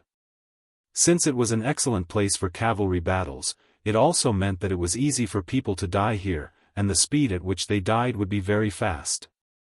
The Chang cavalry were the lightest of the lightest cavalry. On one hand, they were so poor that they could not be heavy at all. On the other hand, their arms were long like apes, and their strength was outstanding. This made almost every one of them a master archer on horseback. The young Chang Chiliarch Kui, who had a blood feud with the Beiliang Su family, finally stopped purposely suppressing the charging speed of the cavalry. With a wave of his hand, he covered the eyes of his horse with a black cloth, and the speed of his steed suddenly increased. If there were spectators looking from a horizontal line, they would definitely be stunned by the muscles of these warhorses as they ran. The habit of covering the eyes of the horses during a charge had never been popular in the Central Plains, but this was an old custom that had been passed down for hundreds of years on the grasslands. At the beginning, it was to ensure that the warhorses would not be afraid when facing the infantry of the Central Plains, and at the same time, to deliberately startle the warhorses. Before the fierce collision between cavalry armies, the cavalry would whip the warhorses to make them explode with greater strength, using the warhorses' speed to drive the cavalry's charge forward. However, among the elite cavalry armies in the world, perhaps only the Bailiang cavalry disdained to use this kind of insignificant skill. This was attributed to the fact that every horse in Bailiang had turned from raw to mature, and the large horse farms had poured in countless efforts. Of course, there was also countless amounts of silver. In northern Liang, every time a familiar horse stepped onto a large-scale battlefield, there would be one or even several warhorses that would die before it could do so. On the battlefield, only the roars of the 1,600 or so Chang cavalry could be heard. In comparison, the 3,000 Long Xiang army, who were also light cavalry, seemed especially strange at this time. One reason was that they were collectively silent before the battle, but more importantly, they were practically fugitives who used light cavalry as heavy cavalry. After the dragon elephant light cavalry raised their spears and charged, they charged straight at the enemy, even giving up on the lethality of a wave of light crossbows. The Bailiang cavalry was good at fighting and dared to fight to the death. The Central Plains had always been good at a combination of riding and walking when it came to war. The infantry was in the middle, and the cavalry was on the two wings. The latter was not used to break through enemy lines head-on. Other than being limited by the natural factor of the cavalry bow being inferior to the infantry bow, especially the large crossbow, the main reason was that the cavalry's greatest advantage was its great mobility. In the long series of classic battles of the spring and autumn period, this indisputable pattern of war was displayed to the fullest extent. As long as it was a general who could be crowned as a famous general, even if it was an infantry commander, he would still be able to command a cavalry army of several thousand men in an orderly manner. This was probably the so-called chronic illness becomes a doctor. At that time, the large group of Li Yang's higher-level generals who had been influenced by the flames of war didn't know how to ride, or rather, didn't know how to ride, so they were too embarrassed to greet their colleagues when they went out. However, this kind of combined riding and walking tactic, once they moved to a place where supplies were difficult, it was inevitable that they wouldn't be able to acclimatize. After the current emperor ascended the throne, he took the initiative to launch several great battles against Beimang, and he suffered enough. Many situations that seemed to be in a good situation at the beginning were ruined by some battles that occurred outside the main battlefield. Take Beimang's Tuoba Bodhisattva and Dong Zhuo, two generations of famous Beimang generals, for example. These two became famous by relying on their light cavalry, which could easily be as long as 1,000 li long-distance raids. In one breath, they circled around to the rear of Li Yang's army and directly smashed one or even several main supply lines.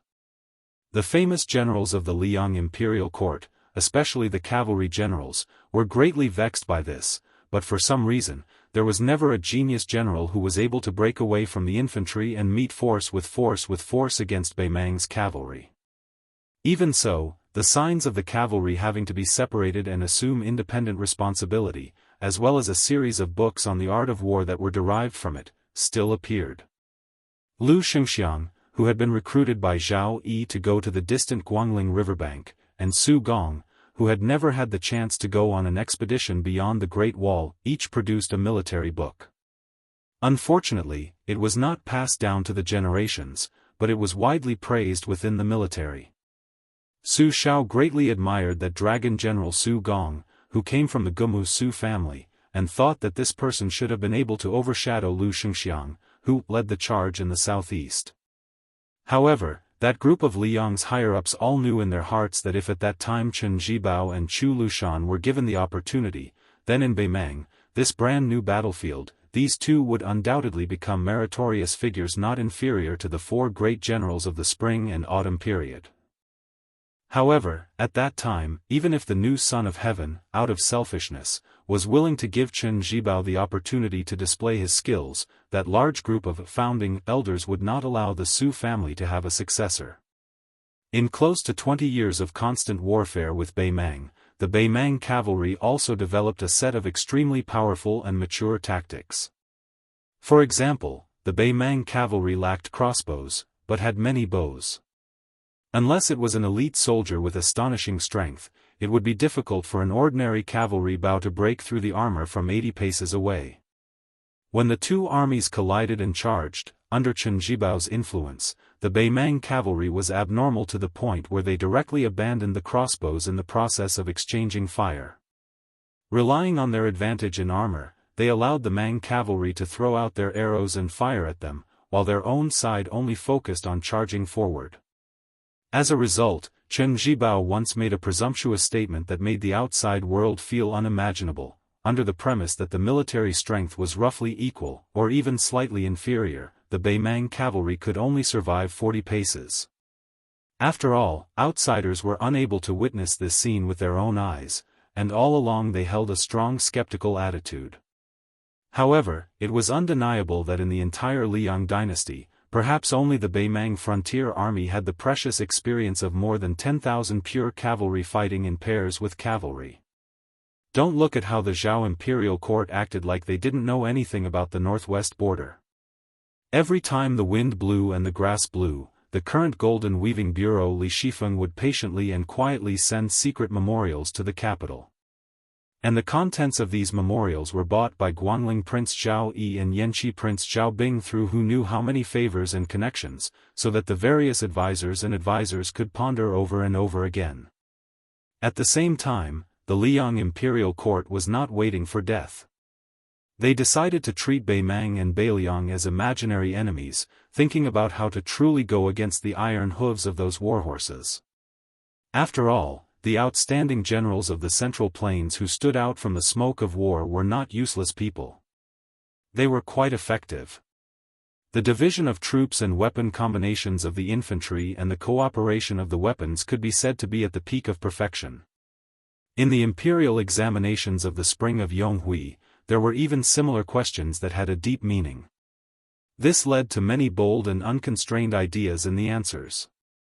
Although most of them were seen as the nonsense of a scholar, there was an argument that suddenly shone brightly after many years of silence. That was to use extremes to fight extremes. The examinee who failed in the imperial examinations at that time proposed to invest all of his financial and material resources to develop the deformed heavy cavalry and strive to cross the threshold of 10,000 people.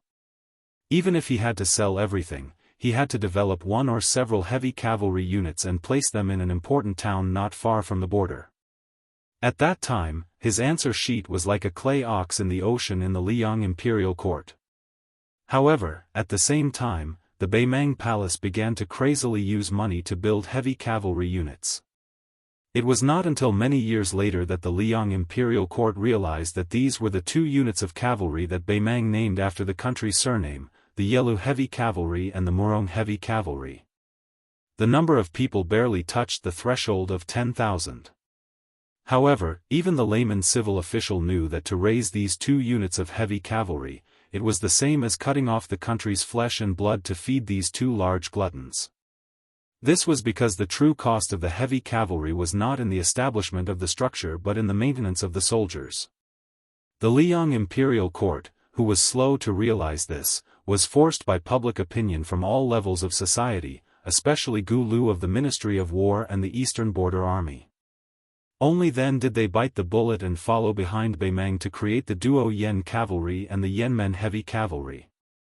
The former had less than 8,000 cavalry and the latter had less than 5,000.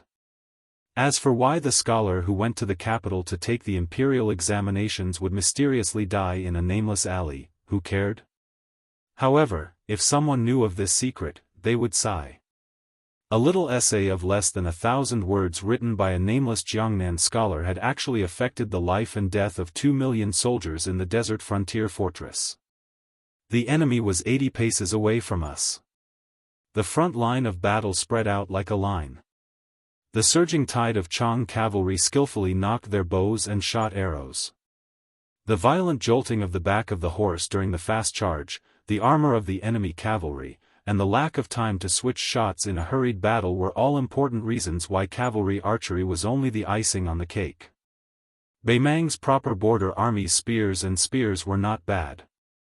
Not to mention Dongzhuo's Dong family army, even the generals and personal troops who held the edict had reached the level of the elite border army of Liang. However, this Chang cavalry was much more shabby. It was not that Bei Mang was so stingy that he was not willing to take out tens of thousands of refined spears.